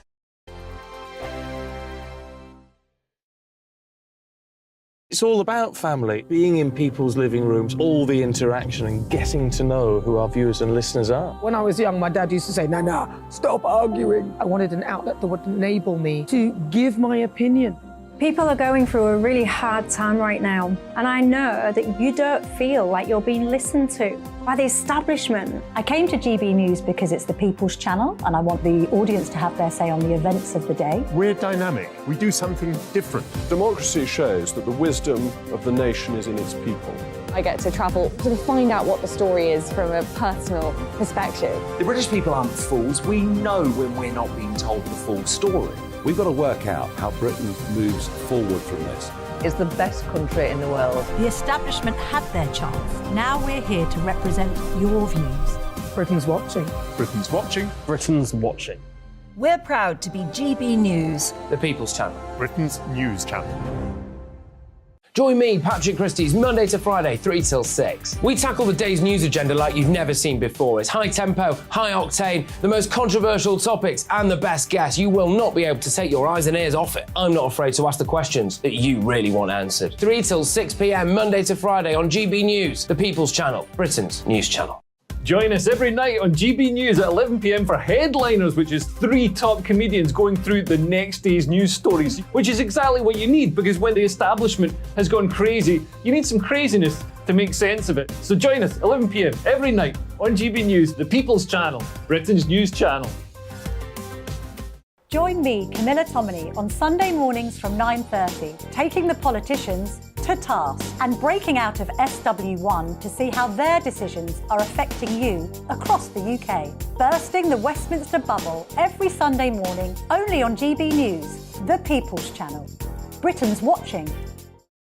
I'm Jacob Rees-Mogg, the Member of Parliament for North East Somerset and a former government minister. For years, I've walked the corridors of power in both Westminster and the City of London. We need to have the arguments, the discussions on how we make it better. Crop failures, famine, war, suffering on a scale completely unimaginable. We are putting the cart before the horse. As Charles I said at the scaffold, he was the true defender of liberty. Yeah, I've completely derailed the conversation. Join me Monday to Thursday at 8 p.m. on GB News, Britain's news channel. The Jubes and Co, we tackle the issues of the day with real, robust debate, both sides of the fence, battling it out with me in the middle with my forthright opinions and views. And often really interesting things happen because you start with a position and then by the end of the debate you find actually, well, I might not have thought about that one. What we need in this country is 2 new political parties. You should maybe think about doing a 2024 calendar.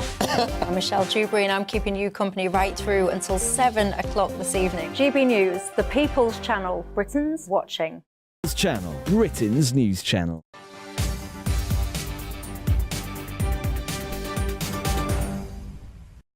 Welcome back to GB News Live. Just to update you, we are awaiting a news conference in France on the situation of the stabbing of these 3-year-old children at a park in Annecy, and indications that 2 3-year-olds are fighting for their life in hospital, and an elderly man who is also a bystander.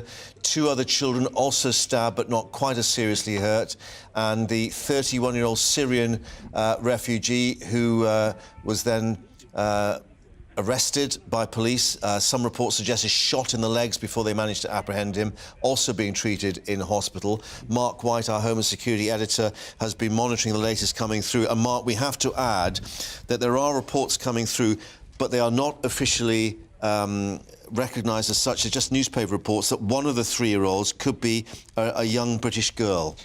Yeah, I can shed a bit more light on that, actually. It's CNews, broadcaster, well-established broadcaster in France. They're quoting police sources to say that a 2-year-old boy, his older sister, a 3-year-old girl, both believed to be British, and a 22-month-old boy from Germany were injured in the attack. That, according to CNews, a broadcaster long established in France, quoting police sources that a 2-year-old boy and his elder sister, a 3-year-old girl, believed to be British, were injured in this attack, along with a 22-month-old boy from Germany. But we don't know if the 2- and the 3-year-old are the children who are critically ill in hospital at the moment, because obviously there were 2 other children described as injured but not as badly hurt. And one other child who is not named in this report in terms of their nationality. This accounts for 3 of the children. There were 4, we understand, that were stabbed. And you're absolutely right. What this does not give any detail about is, what category they fall into in terms of injuries, just that they were injured, but whether they are the critically injured 2 children or the more lightly injured 2 children, we don't know that. And certainly in the footage that you and I have seen, which we won't be sharing with you watching at home because it is quite distressing, there appears to be one child in a stroller where this man returns to stab that child repeatedly. Not just once, I think 2 occasions he goes back and you can see his arm moving several times. So we don't know whether, obviously that is the 22-month-old in terms of being in the park. But it does appear that what we've seen in terms of those pictures, he has deliberately gone back into that park on more than one occasion where the slides and the swings are to carry out this attack. Yes, because you have to get into the park. The play park itself has a gate that you have to go through, and the images that we do have, that we can show, that are in the aftermath of the stabbing as he exits the park here, show very clearly a wall and a metal fence and the gate which he then goes through. So to get into the park, you have to go out of your way to do that. It's not as if he's just in the wider park area. He's gone particularly in to this play park itself and pursued out by a member of the public. And just to explain to people, we've seen footage where he's gone into that park more than once to repeat the attacks. So it's not as if it's just a random walk past. He's deliberately gone back in there to launch another attack. Yeah, I mean, that's what's so disturbing about the video, is clearly very distraught mothers in the park itself with their children screaming and trying to get out of the way, and then him seeing his opportunity to go back into that play park and repeatedly stab, especially this toddler in the stroller before then exiting the park itself. And we should say that an elderly man who was with his wife, we understand, they were lunged at by the attacker, the elderly man. Yes, he tries to, and we can see the knife in his hand, where you can still see the circle around his arm there, that's, or his hand, that's the knife there. We see him attempting to slash the knife at certainly that man behind who's been following with that backpack to try and apprehend him. I should just bring you up to date that Rishi Sunak has spoken on this. Of course, he is in Washington, but he's echoed the views of President Macron's comments. I think we can bring the tweet up, calling this a truly cowardly act. My thoughts are with all of those affected by the shocking attack in Annecy this morning. As Emmanuel Macron has said, it was a truly cowardly act. The UK and France have always stood together against acts of violence, and we do so again today. And clearly, in terms of the French reaction, we've got Elizabeth Bourne, the Prime Minister, there. We believe she's probably meeting the various security officials and the police to get up to date, but perhaps maybe even trying to bring some comfort to the families involved. Yeah, well, some more detail we're getting now, Mark, on the alleged attacker. We were reporting before he is a Syrian national who had gone to Sweden, claimed asylum, had apparently been granted asylum in April of this year, had also married a Swedish woman. Well, again, and we're attributing this to the sources that we're taking this information from. This is BFM TV, one of the main broadcasters in France, saying that the couple, this Syrian man and the Swedish woman, met 5 years ago while they were in Turkey. They both apparently had trained as nurses.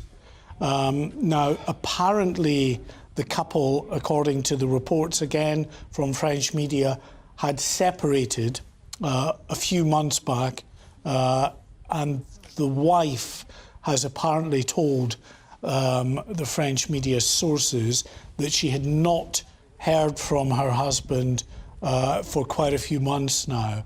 There were these reports, Mark, that he'd been sitting in the bench in the park for some considerable time. So perhaps this might provide a rather different picture as to what's been going on, because the two of them had a 3-year-old, we were being told earlier. Yeah, so perhaps it's pointing in the direction of a disturbed mind, rather some than kind of mental breakdown, rather than some terrorist-related mindset. But we won't know that, Mark, obviously, until we hear formally from the investigators as they piece together. What we do know at this early stage... confirmation just coming through from the Foreign Secretary, James Cleverly, that one of the children is indeed British. Now, we don't know if that describes both the 2-year-old boy and the 3-year-old girl, as you were reporting, but confirmation from the Foreign Secretary that indeed... I think one of the children, he's saying, in the French knife attack was a British national. That's just coming through from the Foreign Office. Yeah, and also with regard to the alleged attacker and his wife, when they were in Sweden, they were living in a town called Trollhättan in Sweden until relatively recently, a few months ago. And just to explain to those people joining us, what we know so far is that this man, a Syrian national who was granted refugee status, was given that status in Sweden itself. I think we can just see some pictures there on the right-hand side. That's where the news conference is going to be taking place, maybe in the next 12 minutes or so. It has been delayed because Elizabeth Bourne, the French Prime Minister, is there getting updates from the authorities, but we'll bring you that news conference as soon as it happens. I was just saying, Mark, that in terms of what we know about this man, the alleged attacker, that he was granted asylum or refugee status, I should say, in Sweden, but because of the Schengen Agreement, the free movement of people within Europe, that's why he was able, or how he could move to France with his family. Certainly, yes. And we understand that his wife did not accompany him to France, that they separated, and then he moved to France after that. So clearly, at some point after being granted refugee status, he has moved to France. Now, the other indication, I don't know whether we'll be able to bring you back the pictures that were filmed by Anthony Letelik, the former Liverpool footballer. He saw the moment of arrest when police caught up with this man at the lakeside, and you can see there in the distance the group there.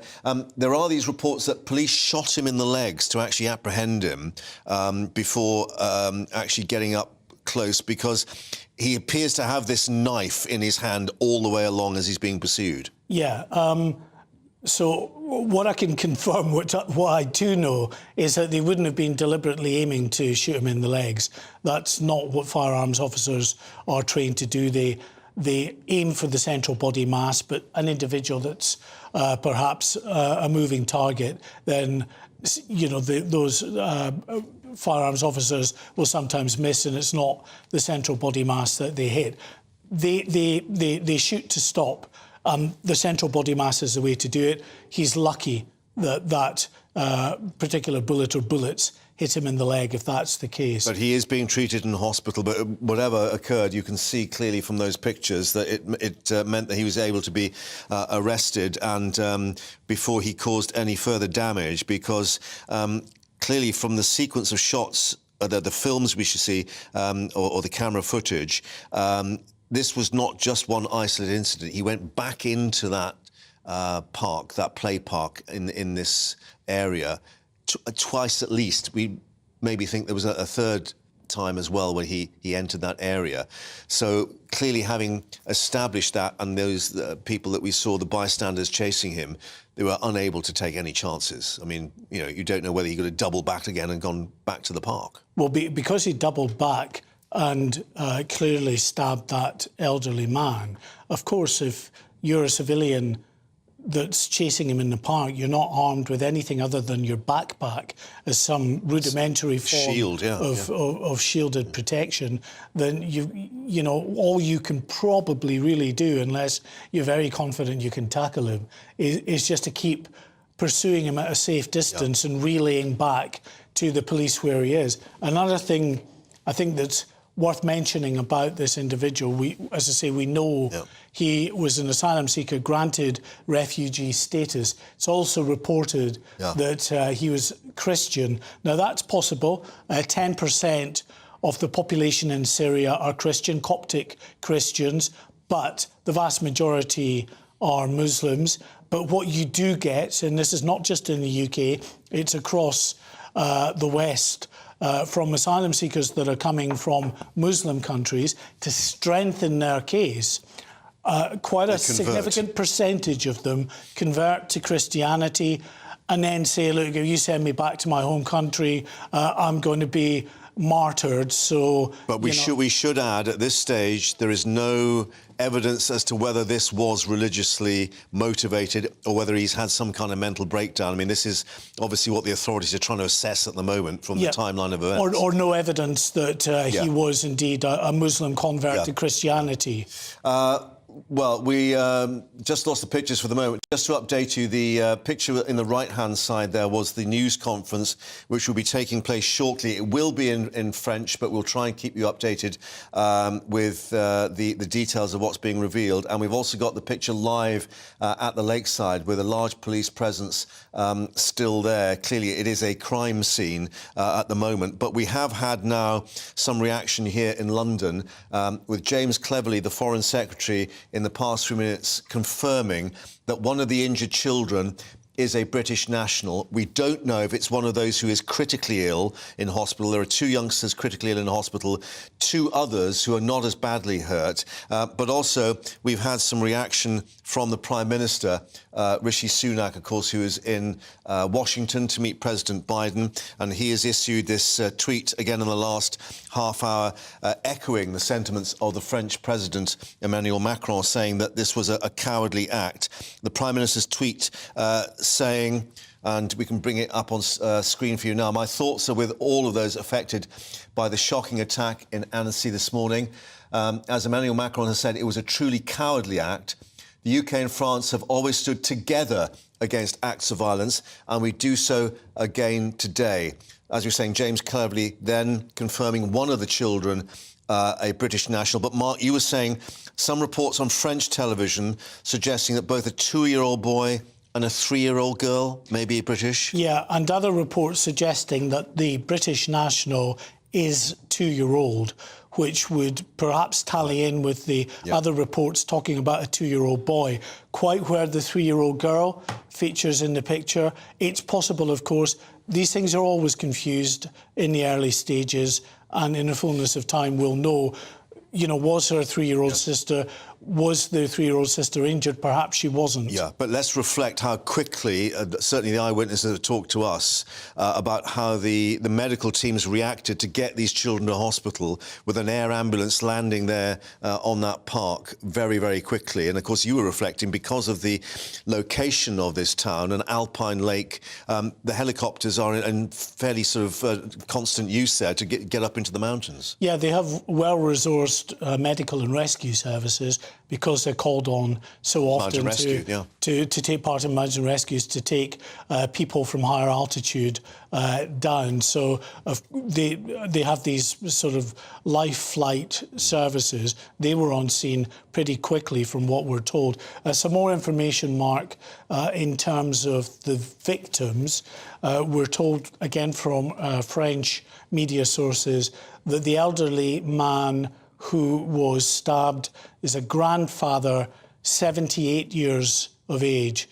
So you're talking about the very, very young and then the elderly 78-year-old man, both, of course, age groups vulnerable in the sense of, you know, their ages. Well, let's just reflect. I mean, the pictures that we've seen, and just to, again, explain to you, we're not going to show you the pictures of the attack itself because they are a little distressing. But one can see that this man, the alleged attacker, who can see he's got a knife in his right... I mean, we've seen pictures of him literally just lashing out at people trying to follow him. And one would imagine if you're not realising what's going on and you're near this man or he approaches you, you've got no chance.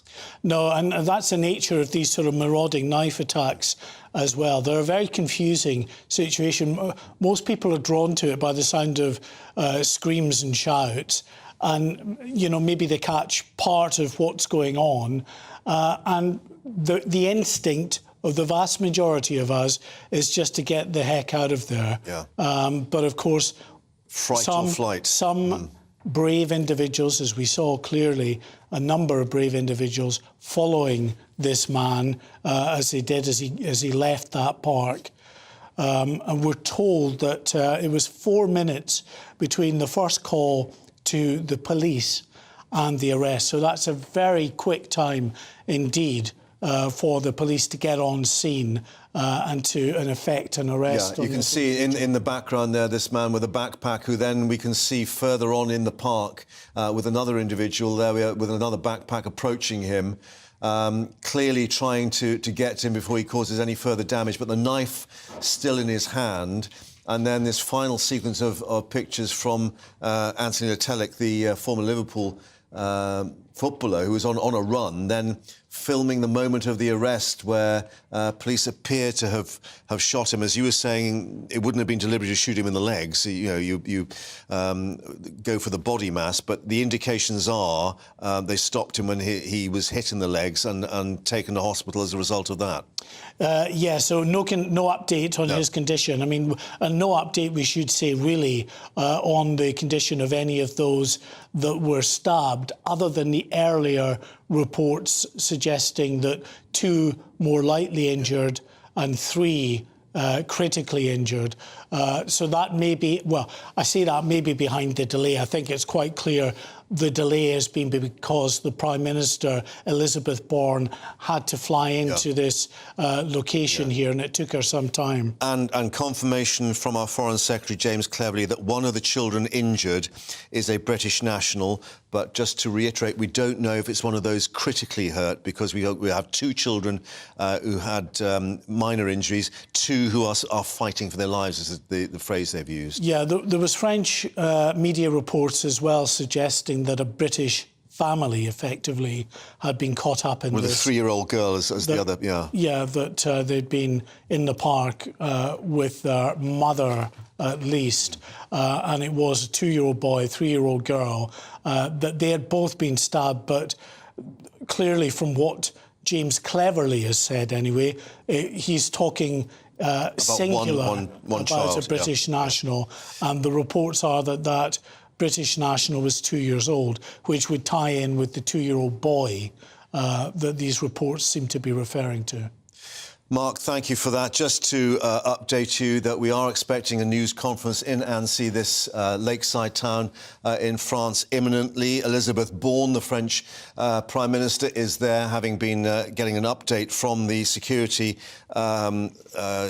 situation and indeed police, and of course the medical situation as well. The 2 youngsters in hospital, as is that 78-year-old, I think you were saying, Mark. Yeah, and we're also told, Mark, that the youngest victim was just 18 months old. Right, OK, and that perhaps would indicate the stroller we saw in the pictures of a very young child. So we'll update you on that. And that news conference coming, it will be in French, but we'll have the details for you in English as well. But let's get an update on all the other headlines now with Rhiannon.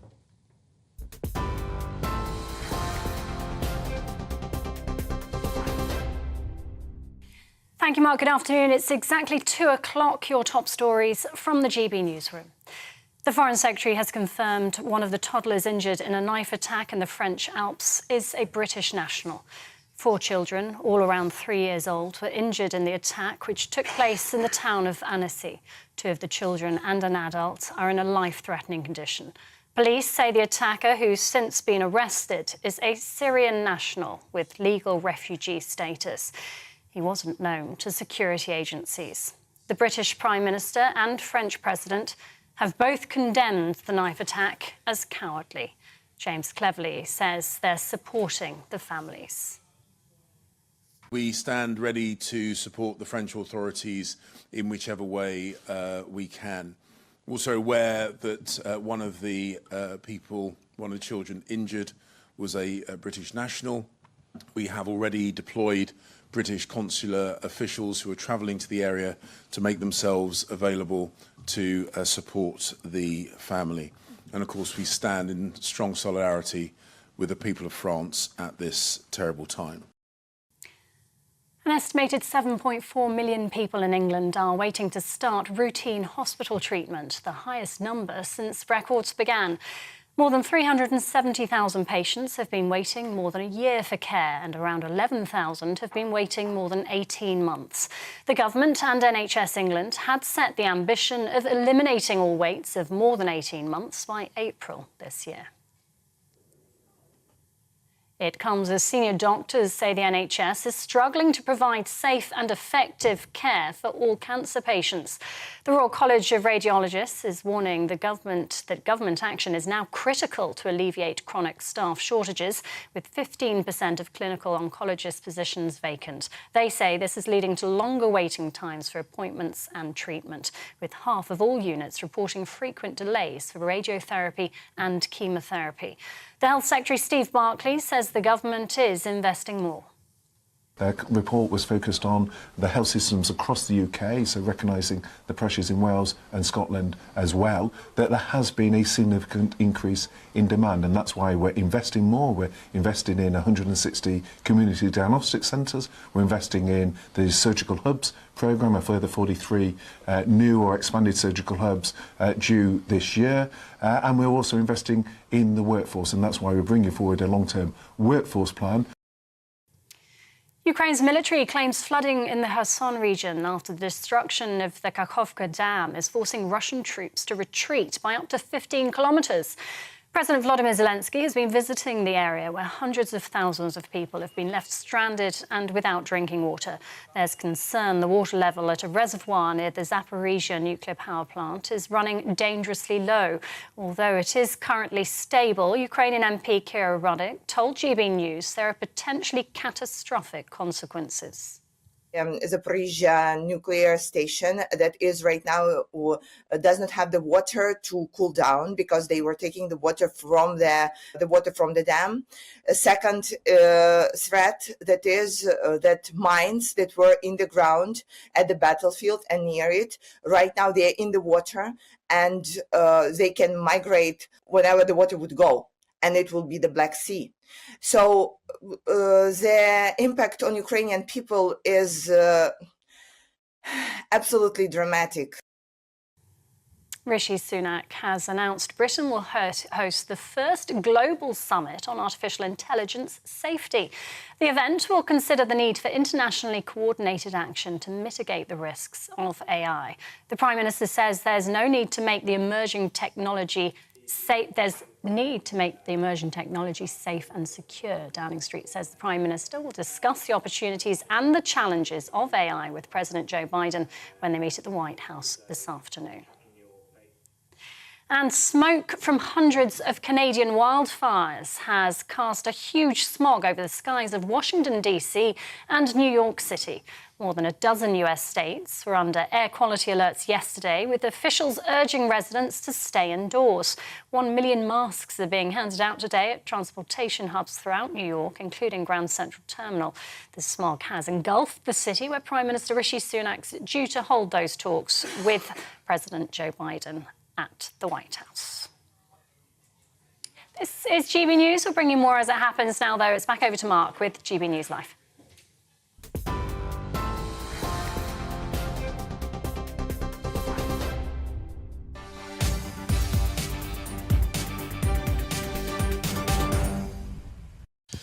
Rhiannon, thank you very much indeed, and welcome back to GB News Live. And we are expecting this news conference in Annecy shortly. We'll have that for you live. But within this past half hour, the confirmation by the Foreign Secretary that a British toddler is among the victims of this multiple stabbing there. Confirmation that 2 children and an elderly man fighting for their lives in hospital after this stabbing undertaken by a Syrian refugee at the Lakeside Park in Annecy. France's National Assembly observing a minute's silence as the President declared it a nation in shock. The French Prime Minister is now in Annecy, expected to give that news conference shortly, of course, as the various details are confirmed. But earlier, Eleanor Vincent, who'd witnessed the scene, spoke to us. This is what she had to say. I could see the life flight helicopter landing. I could see ambulances coming to the scene. I could see police with machine guns running toward the scene. It was a crime scene and very, very shocking. What's your reaction to what you've just witnessed, and indeed all those others in this beautiful alpine resort, the Lakeside Resort? Yes, absolutely. It's one of the most beautiful places I've ever seen. I've been here for 5 days now and having an absolutely magnificent vacation. And what can I say? I was terribly shocked. I have a trauma in my own background. My daughter was accidentally died in a horse riding accident 30 years ago. So seeing a life flight helicopter, knowing some of the shock that those people that were attacked are feeling is very upsetting. And I'm sure other people had similar reactions to the trauma of what had taken place on a perfectly peaceful morning. It was completely shocking. Do you know how French media have been reacting there? I mean, we've certainly heard President Macron indicating that this is a nation in shock for understandable reasons. Yes, I think in France, in America, sadly, this sort of thing happens. Mainly it's with guns, and it's horrible. And it's one reason I'm here in France, in Europe, in the Alps, to get away from the ongoing violence that we're all experiencing in the world. So I know that this is very shocking. I can say that the people around me were in a state of shock. This just does not happen here, and especially in such a peaceful environment. I don't know what to say. It's really horrifying that this has taken place, and I'm so sorry for everyone affected by this. It's really tragic, and I know these are all cliches, but I don't know what else to say. Well, that was Eleanor Vincent Wright, a former journalist who'd witnessed the aftermath of the attack, speaking to us a little earlier. Just to reiterate that we've got the scene here outside where the news conference is due to be held imminently at the Lakeside. We think perhaps because so many journalists have arrived there that they've had to take it outside the main building, and it may well be the French Prime Minister speaking to those reporters, but we'll have that for you live as soon as it happens, because, Mark, clearly a lot of details are still coming in. This is quite fast-moving in terms of the picture that's being put together. But just to update people on what James Cleverly has indicated, confirmation at least one of the toddlers is British. You had reports that maybe, as well as the 2-year-old boy, there was a 3-year-old girl as well who was a British national. Yeah, this was BFM TV, the local broadcaster in France, reporting that there was, as part of a party, a 2-year-old British boy and a 3-year-old sister who, according to those reports, had both been stabbed. But as you point out, James Cleverly talks in singular terms about there being one victim. So that may well be the case. He may have been in the company of his sister. She might not have been injured. And we have, just to remind people, a total of 2 youngsters, as young as 3, critically injured in hospital, with a 78-year-old man, a grandfather, also critically injured. 2 other children who are not as badly injured. But these pictures to remind you of the aftermath, the immediate aftermath, where they had the air ambulance brought in. I mean, they did react very, very quickly. You were saying within 4 minutes, maybe, the reaction in terms of getting these injured off to hospital. Yeah, and an update on that, Mark. One of those air ambulance Mercy flights has taken one of the victims to Geneva. 30 miles away. In Switzerland? In the neighbouring country of Switzerland. So that's the latest coming through, that one of the victims was taken to Geneva. And clearly you can understand why, if they've got a major trauma centre just as close as 30 miles, which of course by helicopter is not far at all, then you could understand why they've maybe moved that particular victim to that location. Now, what I'm told is this impending news conference will be led by the Prime Minister, Elizabeth Bourne, but also alongside her will be the regional prosecutor for the area. So they should be able to give an update on where this investigation is going. But we know that the man that is now in police custody, undergoing, we understand, hospital treatment, was a Syrian national who'd gone to Sweden via Turkey. The reports now in multiple French news outlets saying that he met his Swedish wife in Turkey some 5 years ago. They married shortly afterwards. They lived in Sweden until a few months ago when they separated. And have a 3-year-old child between them. Yeah. Now, this may have a bearing on the investigations being carried out at the moment. Well, we don't know, but it may well point to a motive that may more be connected to a disturbed mind than a politically motivated terrorist Because we think he's separated from the wife effectively and had travelled from Sweden to France. And had been in France on his own, had been seen sitting around this park on a number of occasions in recent days, sitting on a bench in the park. So that might be why we are not at the stage of the French authorities saying that they are going to hand this over to the counter-terrorist, because certainly, we did have an indication from them that he was not on any known lists. He was not on a watch list, for instance. No, and he wouldn't necessarily be on a watch list in France if he had been resident in Sweden for such a long period of time. Well, we're awaiting this news conference. Let's bring in Guillaume Bigot, who's a political commentator and journalist who's in Paris following events there in France. And Guillaume, of course, we had President Macron early on in this giving his reaction of a nation in shock.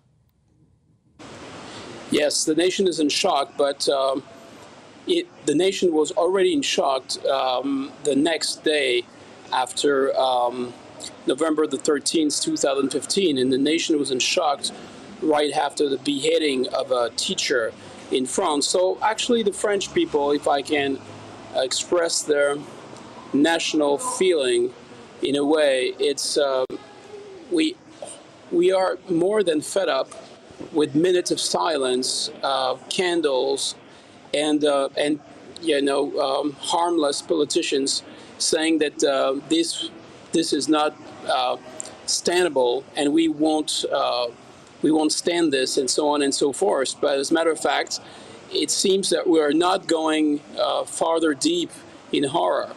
The actual subject is the right of asylum. Right of asylum is deeply enrooted in the French mentality, in the French politics, even before the French Revolution, and we're very attached to this collectively. But now it's been a long time since this right is completely overcome by people not only seeking for better economic success, but also by different types of fanatics. Yeah, and, can I just intervene, Guillaume, and just point out, though, that we don't know... This, I'm just going to intervene and point out to you... I'm going to intervene and point out to you that we don't know the motivation as yet. That's not been established by police. And this man's refugee status was established in Sweden and not in France. I know, but the fact that we signed a Schengen agreement, once you have the asylum inside any country member of the Schengen Union, then you freely can move within the Schengen space. That's the issue. And the right of asylum is interpreted by all the member states of this Schengen Convention the same way, in a very, very, very, let's say, large and smooth way. So any type of people can get in and claim for the right of asylum. And it seems that our authorities are absolutely paralyzed. They seems for them that if they restrict this right of asylum, if they refuse people to get in within the Schengen Convention, they will deeply put at stake the human rights. And the human rights, it seems to me that the human rights of the most vulnerable human beings, that are children's, are actually at stake now in our country and in many countries. So it's a balance between this right of asylum, we are very attached to it, and the fact that we have to protect our citizens. Yeah, and of course that will be part of the investigation going on, as I guess, as you've indicated, will be the political fallout as well. But let me just ask about the reaction away from those political circumstances. As President Macron said, that the shock that people are feeling on this, and, you know, let's reflect that we understand that one of the victims is a little British toddler.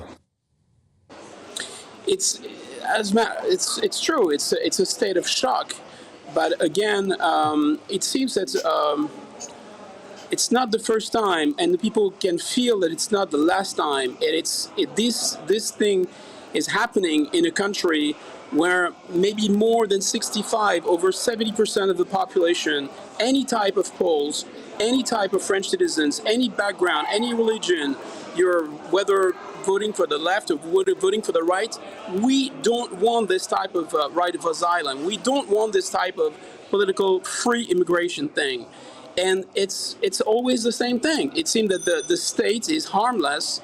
The state has no way to defend itself and defend its ground, because we give it up to the European Union, and we signed treaties that were signed right after the Second World War, and those treaties were made for this huge masses of millions of Germans, Poles, Jews, anybody retreating from war zones in 45, 46, 47.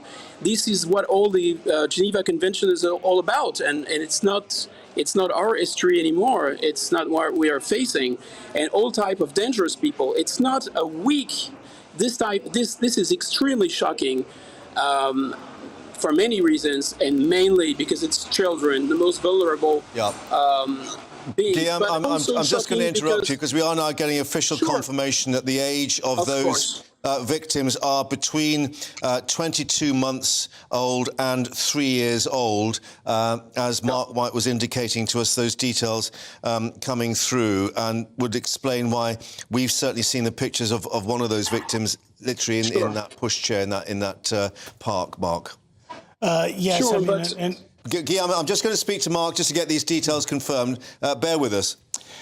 Yes, I mean, we knew, of course, that they were very young indeed, but 22 months old is, you know, shocking in the extreme. And of course, we saw the video, both you and I, that we're clearly not going to show to our audience of this man running back into this play park twice to stab one particular infant in a stroller while his mother desperately tried to get in between the attacker and the child, but really could do nothing to stop him clearly targeting the children. On two separate, you know, he goes back in and has another go, isn't he? Which is just awful to witness. Well, let's get a bit more reaction from France itself now. I think we can speak to French journalist Roger Le Sommier, who can join us on the line. We're just awaiting this news conference, of course, to confirm the details, but clearly the French media are trying to build a picture of what's happened here. Yes, they do. They're trying to see who really is the assailant, because we know the man have been arrested. We know he's a Syrian refugee. He lived in Sweden, had a wife and a kid there. We don't know exactly why he moved to Annecy, and while he was waiting, he'd been waiting in this park for like 2-3 days. We don't know exactly what the reason why he wanted to get asylum from France after having lived 10 years in Sweden. So these are all lingering questions that the authority will have to answer to. Now, the whole country is in shock. The whole country is absolutely, it's abominable what happened because we've been used to stabbing. We know, we have like 700 stabbing, a week here. We've had, almost it's been something that happened many times, but this time around, and particularly when you look at the video, we see that the guy was really aiming at the kids. He was not aiming, he tried to stab another guy who was trying to stop him, but his goal was to kill kids, and this is what's the most shocking of everything. Yeah. Reggie, I think we're just going to update people that we're getting the news conference starting. It is a bit of a scrum here, as you can see, so we'll bring you the details as it comes through. Mark, an indication, as you were saying, that the French Prime Minister will be sort of giving the official line, if you like. She's already started speaking, Elizabeth Bourne. Now, what you're seeing at the moment, of course, is a Reuters live camera position. It's actually back from the press conference, so not at the front, but my producer is over French media listening to the press conference, and apparently the conference is being told that small kids were savagely attacked in a park. When it touches kids, it affects us all. Is what those gathered at this press conference are being told by the Prime Minister, Elizabeth Bourne. She says, "My first thoughts are with the parents and kids who are injured. I want to praise those who intervened so fast," she says, "and also the medical services." Now, it goes on to say the inquiry will highlight the profile of the attacker. Well, we've already been given some detail about this attacker being a refugee, someone granted asylum in Sweden and then moving to France in recent months. But for today, she is telling those assembled, it's about emotion and to support the local community. The prosecutor now speaking, saying that this is attempted murder. Ah, right. No apparent terrorist motivation, also saying, but attempted murder. Attempted murder. No terrorist inquiry at present, they are saying. He is in custody in Annecy, so that conflicts, it seems, with those reports about him being in hospital, unless he's in custody in hospital in Annecy. We don't know. So certainly he's not been airlifted to Geneva as one of the victims was by air ambulance. Yeah, and also confirming what we have been reporting, that in all there are 6 victims, 4 children, 2 adults. All of the victims suffered injuries as a result of a knife attack. So another adult in addition to the grandfather that we know of then, right, yes. Which was the 78-year-old that you were talking about yes, earlier. Yeah, forgive me. So that is an update on what we were reporting before. The numbers have been fluctuating between 8, 6, 5. So it's gone back up to 6. So 4 children and 2 adults. All of the victims, confirming, all of the victims suffered knife attacks. Yeah.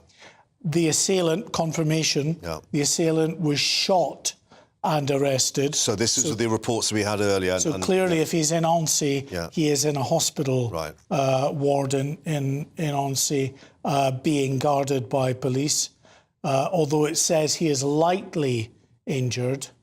And again, they're just reiterating it's too early to say what the motive is.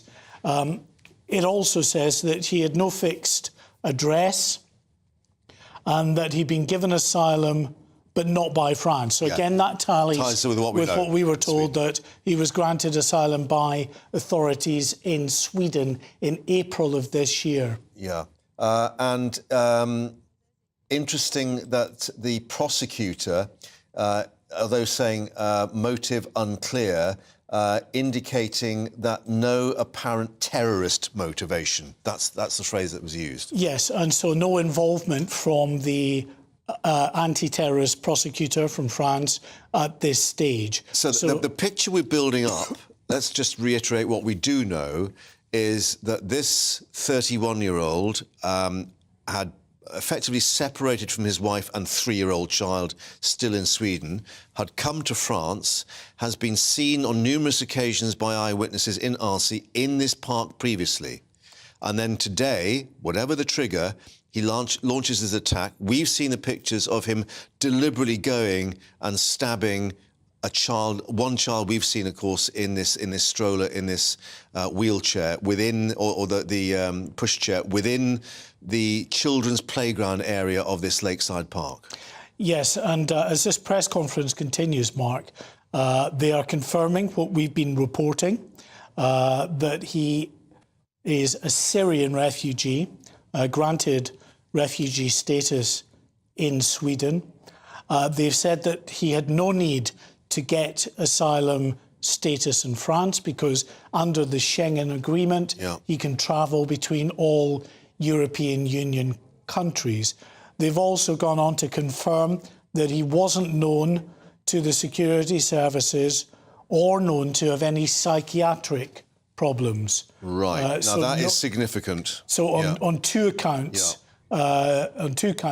significant. No security service information or intelligence on this individual, nor was he known to have any psychiatric problems. So as you can see from these pictures, the reporters leaving the scene, so that appears to have concluded the announcements there, that news conference, but we can see there with the various officials and the spokespeople from the authorities, because it's the government and the prosecutor's office together, just to explain to people. Yes, that's right. The French Prime Minister, Elizabeth Borne, who was giving that news conference. And let's just show these pictures again, that what they've been talking about. This is the alleged attacker now in this park. The attack has just taken place. As Marcus said, we've witnessed what he's done to this toddler in a pushchair. He's being pursued by a bystander, as we will see with the second photos in a moment, as he, just saunters away from the park, which is quite extraordinary. I mean, this is the common theme. He doesn't appear to be trying to get away from the scene at all. Well, I mean, he certainly left, but not in a hurry as such, only sort of started to jog when people were following him. Just a couple of more points, although we can see that press conference has finished, a couple of more points that have been just relayed to me by my producer from the end of the news conference. They've said that the British child was a tourist. So a British child was there on holiday, clearly a 2-year-old child, if they were indeed a 2-year-old as is being reported, would not have been there on their own, so probably in the company of one or more parent. Just a bit more on the situation, the medical situation. This is coming through separately with Reuters reporting. Confirmation in this news conference about the 4 children, as we say now, 2 adults.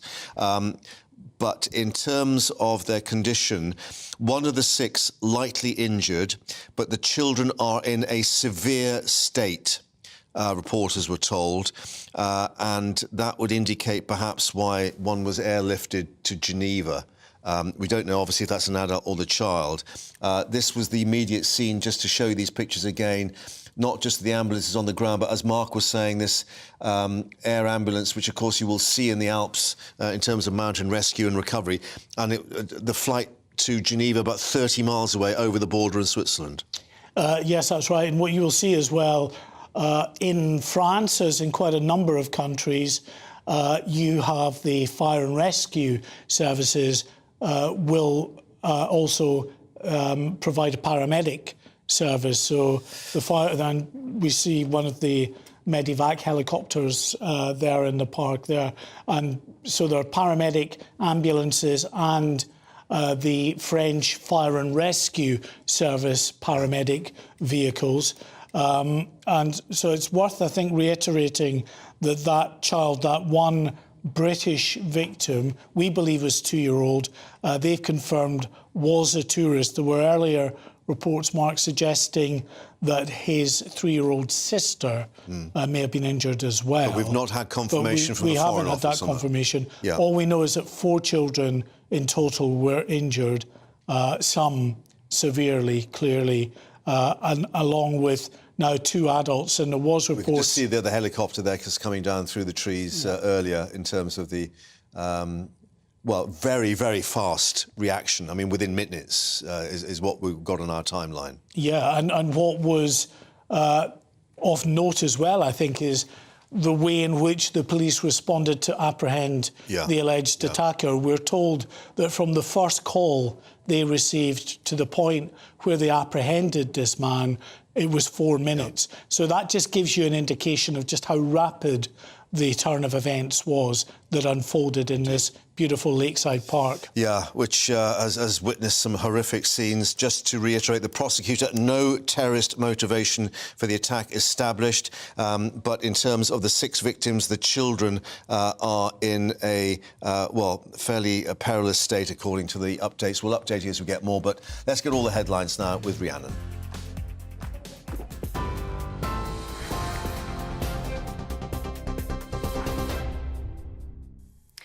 Thank you, Mark. It's 2:31, your top stories from the GB newsroom. 4 children and an adult have been injured in a knife attack in the French Alps. It's understood the knifeman is a Syrian national who is carrying Swedish identity documents. He entered France legally and wasn't previously known to security agencies. It's understood the 31-year-old carried out the attack in a playground in the alpine town of Annecy. Police say he's been arrested, that he was shot in the legs and has since been taken to hospital. And this is what we know about the 5 victims so far. 4 are children, all aged between 22 months and 3 years. 2 of the toddlers and the adult are in a life-threatening condition. The Foreign Secretary has confirmed one of those injured is a British national, one of the injured toddlers. Witnesses have said at least 1 child had been in a pram at the time of the attack. Prime Minister Rishi Sunak and the French President have both condemned the attack as cowardly. Ukraine's military claims flooding in the Kherson region after the destruction of the Kakhovka Dam is forcing Russian troops to retreat by up to 15 kilometres. President Volodymyr Zelensky has been visiting the area where hundreds of thousands of people have been left stranded and without drinking water. There's concern the water level at the reservoir near the Zaporizhzhia nuclear power plant is running dangerously low. And smoke from hundreds of Canadian wildfires have cast a huge smog over the skies of Washington, D.C. and New York City. More than a dozen US states were under air quality alerts yesterday, with officials urging residents to stay indoors. 1 million masks are being handed out today at transportation hubs throughout New York, including Grand Central Terminal. The smog has engulfed the capital, where Prime Minister Rishi Sunak is due to hold talks with US President Joe Biden at the White House. And you can get more on all of those stories by visiting our website, gbnews.com.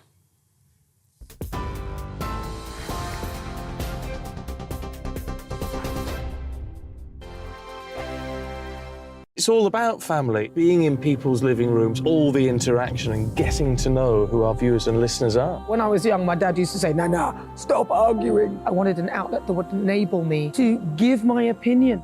People are going through a really hard time right now, and I know that you don't feel like you're being listened to by the establishment. I came to GB News because it's the People's Channel, and I want the audience to have their say on the events of the day. We're dynamic. We do something different. Democracy shows that the wisdom of the nation is in its people. I get to travel to find out what the story is from a personal perspective. The British people aren't fools. We know when we're not being told the full story. We've got to work out how Britain moves forward from this.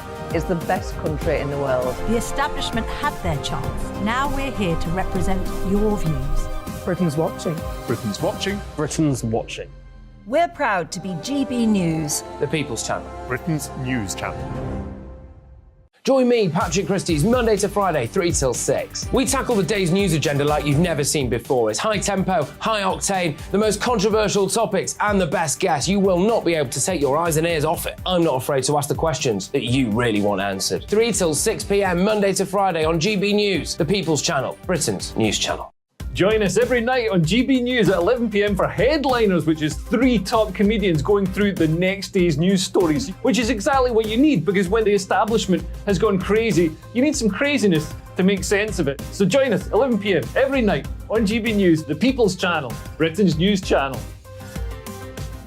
Join me, Camilla Tominey, on Sunday mornings from 9:30, taking the politicians to task and breaking out of SW1 to see how their decisions are affecting you across the UK. Bursting the Westminster bubble every Sunday morning, only on GB News, the People's Channel. Britain's watching.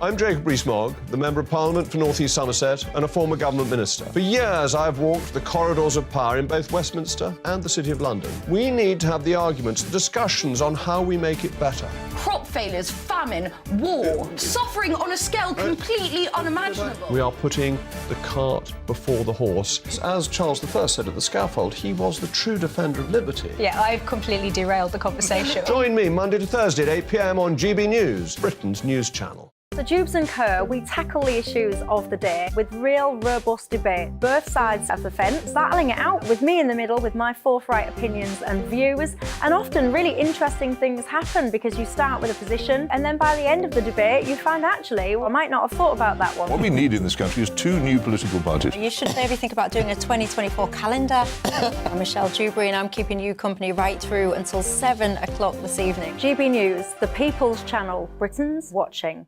Britain.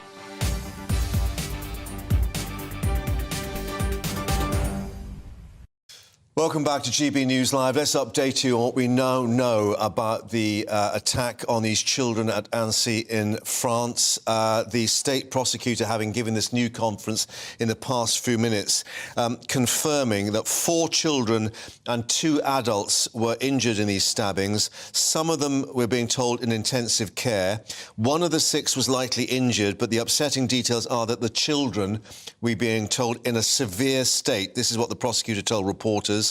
The suspect has been arrested on suspicion of murder, is indeed being treated in hospital after being shot in the legs when being apprehended at the lakeside, but no evidence of terrorist motivation, according to the prosecutor.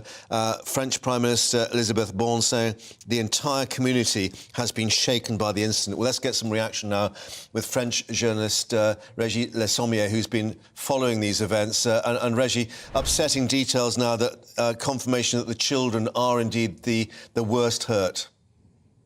Yes, it's horrific. It's beyond words because we've been used to several terror attacks in Paris, and we've had quite our load of victims from global jihadism. I mean, if it turns out that it's not a terrorist-related affair, but the modus operandi looks like the guy knew perfectly, like using a knife, he will shock everyone. And when you look carefully at the video, which is unfortunately spreading all around the Twitter and the internet, but then you see that he's aiming purposely at the kids. He's not trying at first to stab other people. Of course, people want to stop him, and then he tried to threaten them, but he's really purposely 2 times coming and seeing toddlers that are in their stroller, and he's trying to aim at them. So, which is something I don't think, I don't say, there have been several, like I said, several attacks in France,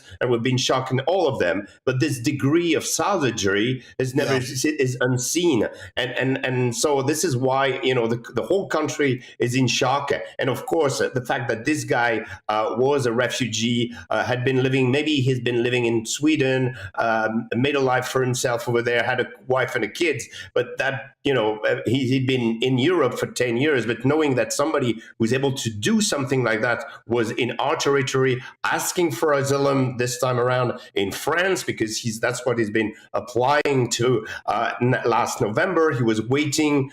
He was in France waiting for his approval or not of his request for asylum, and he was in the wild. He was out there, and he struck babies 22-month-old, which is something never seen before, I think, and this is why the country is absolutely amazed, in shock, discovering all that. Yeah, let's just reiterate what we heard, both from Elizabeth Bourne and the prosecutor.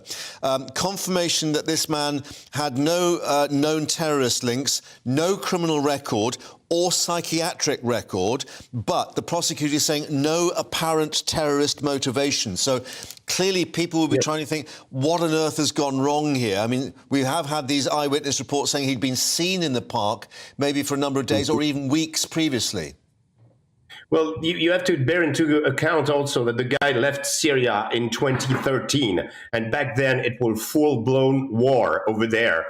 You don't know, and nobody knows what happened to him over there, what he'd been through. Has he been, among, murders, or, has he taken part of this war, and then, after 2013, decided he was going to make it to Europe and settle there. You don't know. The problem with this type of asylum request, and it's the same thing when it comes from Afghan people. I mean, these people have been, in a civil war for over 30 years, and they come and we grant them asylum because we know that they might be threatened in their country. And then you don't know what their psychiatric background is, what they have been through, what level of violence they've experienced. If sometimes they've been fighters for a cause or jihadists, you never know. And we have to bear in mind that back in 2015, some of the jihadists that actually struck Paris, especially in the Bataclan and around Le Stade de France, had used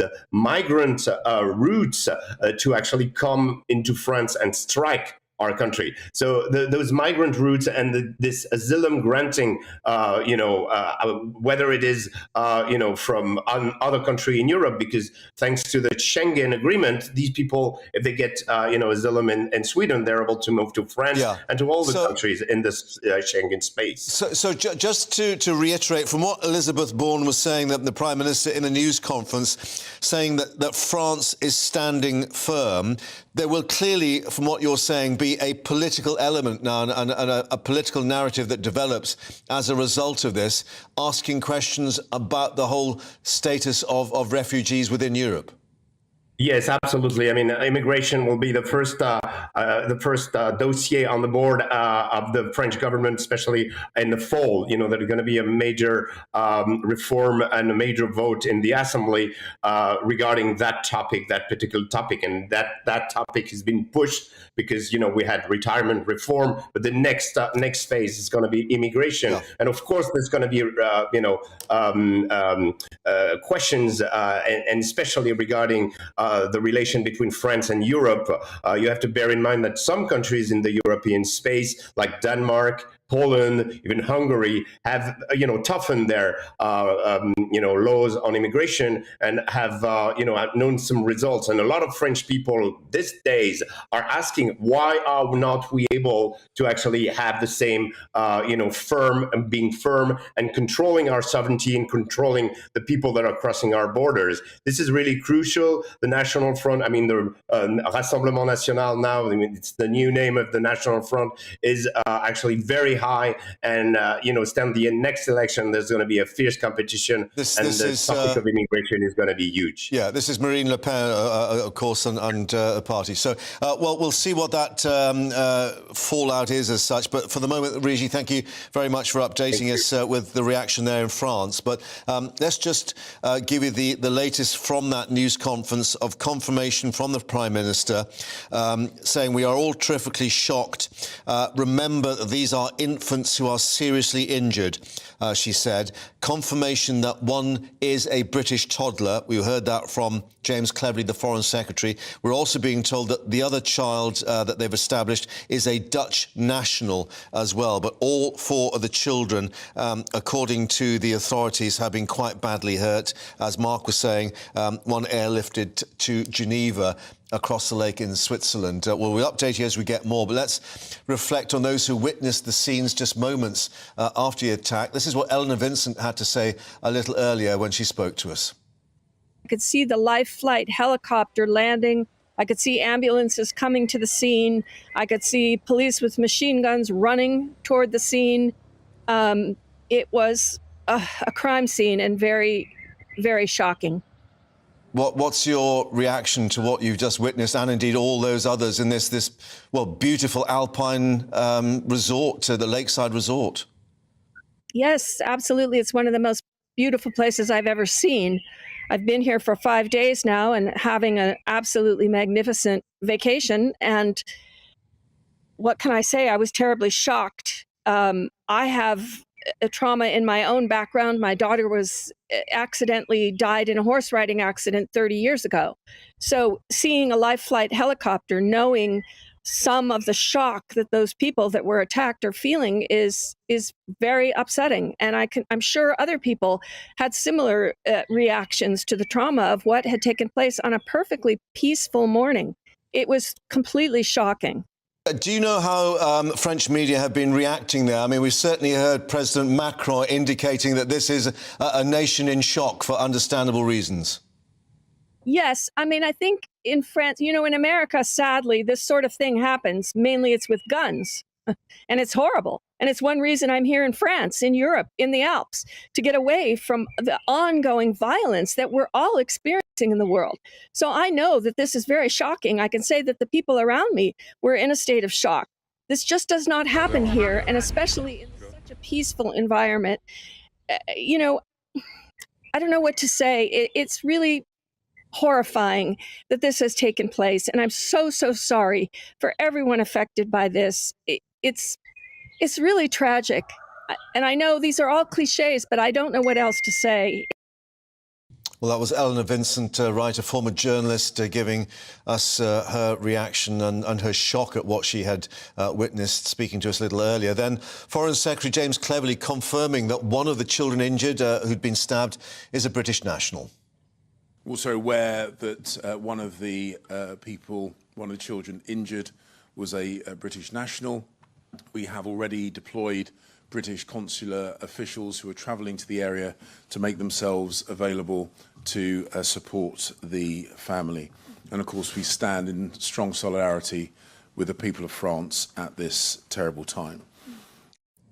James Cleverly speaking a little earlier, and then confirmation from the authorities in France. One of the other children is a Dutch national. Mark White still in the studio with us, our security editor who's been following these events. And Mark, from what we heard at the news conference, a rather grimmer picture about the state of these young children. I think one as young as 22 months old, about how badly they've been hurt.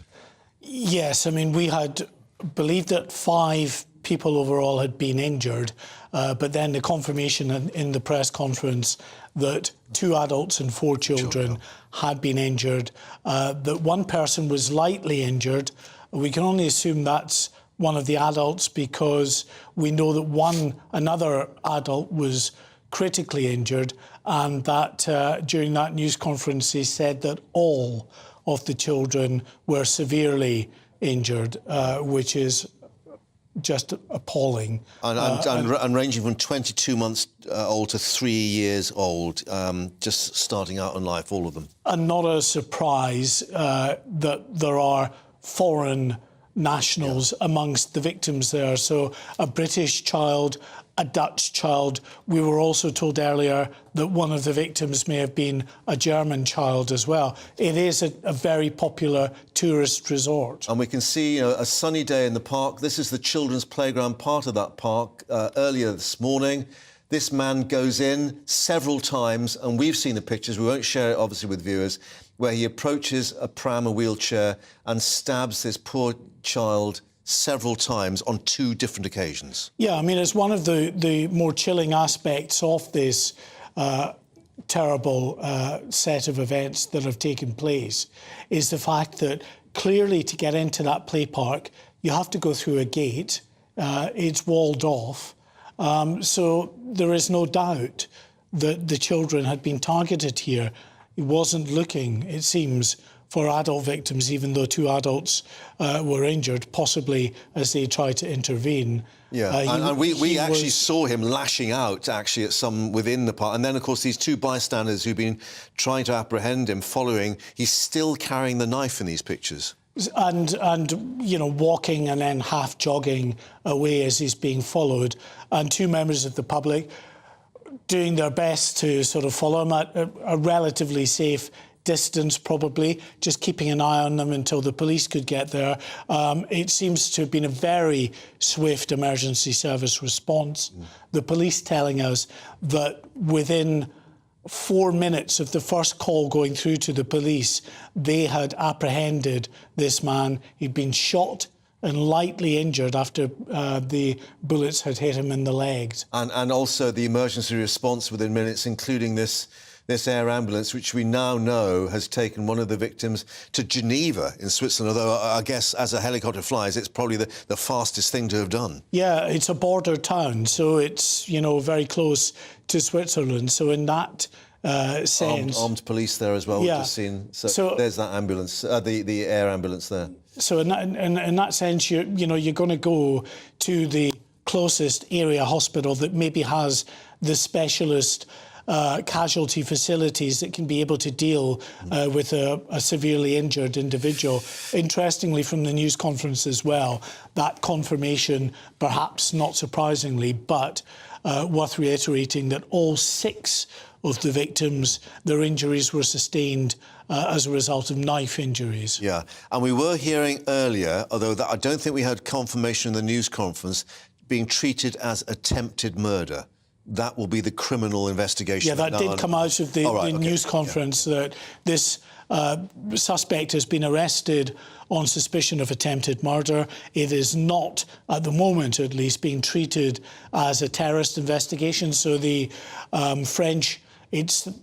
we here in the UK, of course, have counter-terrorism policing, counter-terrorism command at the Metropolitan Police and regional hubs. Yeah. In France, it's the prosecutor's office, the specialist counter-terrorism prosecutors who will take over the investigation. Now, we've got some more extraordinary pictures. This was filmed by Anthony Letex, the former Liverpool footballer who had witnessed the attacks and then saw this man being arrested at the lakeside there by police. And we now know the police shot him to apprehend him. Yes, and this former footballer, he lives in the local area. He'd just been out for a morning run when he saw this event unfold before him and took these shots just after the police opened fire and apprehended this individual.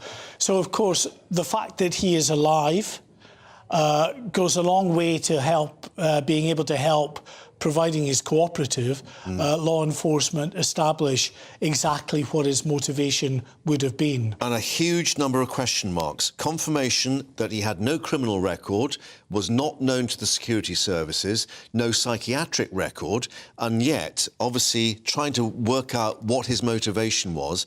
And we know that he'd left his wife and a 3-year-old child of his own back in Sweden when he moved to France. Yes, and the French authorities will be liaising with their colleagues in Sweden to try to determine what the situation is, because although he's not known to security services here, no psychiatric record that they're aware of, it might be a different picture once they speak to his wife in Sweden. Were there issues there, violent episodes, mental health issues that perhaps added to their separation in that country? That will all become clear, hopefully, in the fullness of time. We are, as I keep reiterating, still in the very early stages of an event that only unfolded 5-6 hours ago. And, of course, as we speak, let's perhaps share our thoughts to the medical teams who will be working at Geneva and elsewhere at the moment to confirm the victims between 22 months old and 3 years old, 4 children and 2 adults, according to the official news conference. Some of them in intensive care, only 1 of the 6 slightly injured. And as we heard from the French state prosecutor, the children are in a severe state, was the description, saying that the thoughts, of course, should be with them and their families as efforts are underway to try to save them. The description from President Macron, they were between life and death, was his description earlier. Stay with us on GB News and we will keep you updated, but that's it for now.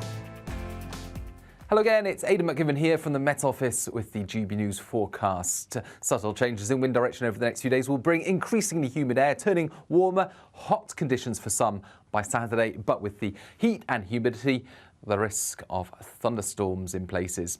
Low pressure is moving a little closer to the UK, albeit slowly. However, that's changing the wind direction. Rather than an easterly, we've got an increasingly southerly or southwesterly in some parts as we go through the next few days.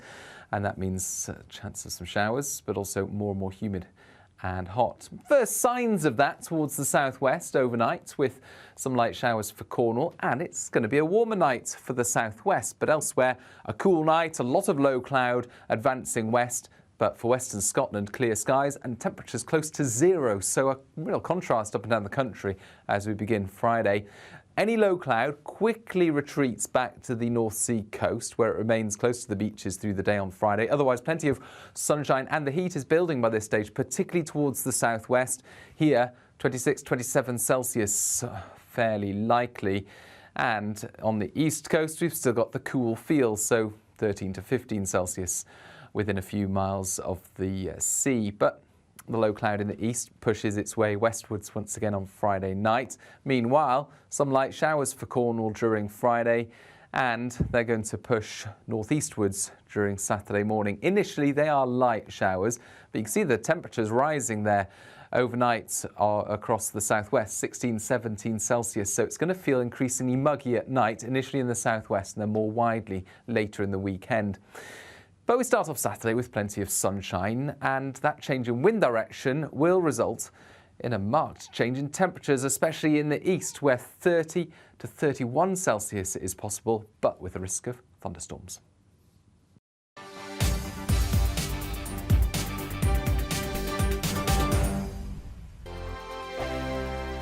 I joined GB News because I was sick and tired of not hearing my views being represented, not just mine, but so many people that I knew and spoke to. I just couldn't get my voice out there. I couldn't say anything. I couldn't do anything. Whatever the narrative was, I kind of had to follow it. GB News is there to provide a voice for those who have been ignored by the establishment media. We think different things. We've got a different style. GB News is here to be optimistic and positive about the future. It's real kind of dynamic and flowing, with the audience very much at the heart of it, like a big family. Here at GB News, we talk about the things that matter to you. Hearing the voices from right across our towns and cities, especially our towns. All sides of the argument represented with a heavy dose of opinion. We're on a mission here to make a difference. And the GB News family really is here for you, and whatever time of day you can watch or listen. Britain's watching. Britain's watching. We're proud to be GB News, the People's Channel, Britain's news channel. I'm Mark White. As GB News Home and Security Editor, I cover those key issues that are so important to you. Our authorities, our communities doing all they can to combat violent crime. With the public services under unbearable strain, why are we still failing to control our borders? Defence, the first priority of any government, has been continually hollowed out. Can we trust our politicians to protect the armed forces? Join me, Mark White, on GB News. Monday to Thursday, 9 p.m. till 11 p.m. Join me, Dan Wootton. I'll bring you the sharpest takes and hottest debates. Do you not believe in prison? I don't believe in prison. I'm completely stunned. I guarantee you there'll be no spin, no bias, no censorship. I actually was personally quite offended by it. And no reason to go to bed. So I guess they've always been quite woke. That's Dan Wootton tonight on TV, radio and online. Monday to Thursday from 9 p.m. till 11 p.m. on GB News. The People's Channel, Britain's news channel. You've probably seen politicians interviewed 1,000 times, but we do it differently. We find out who they really are, we don't shout, we chat, and hopefully we bring a bit of light, not just heat. Did you know All Kate sorts Moss? of Apparently. Do you have a pair of jeans or a pair of jeans? No, of course I don't. What would I do with them? My friends are like, oh my God, what's she doing now? Join me every Sunday at 6 for Gloria Meets, only on GB News, the People's Channel, Britain's news channel. Start the day with GB News. We catch up on all the big stories you didn't hear the night before. And take a look at what the world's talking about this morning. That's right, Monday to Thursdays from 6 o'clock. It's Breakfast with Eamon and Isabel. Straight after breakfast, join us, Bev Turner and Andrew Pearce. We're going to take you through till noon. We'll be tackling the big topics of the day, including the things that the other channels just won't talk about. If it's happening here. Wake up to mornings on GB News, the People's Channel. Britain's news channel.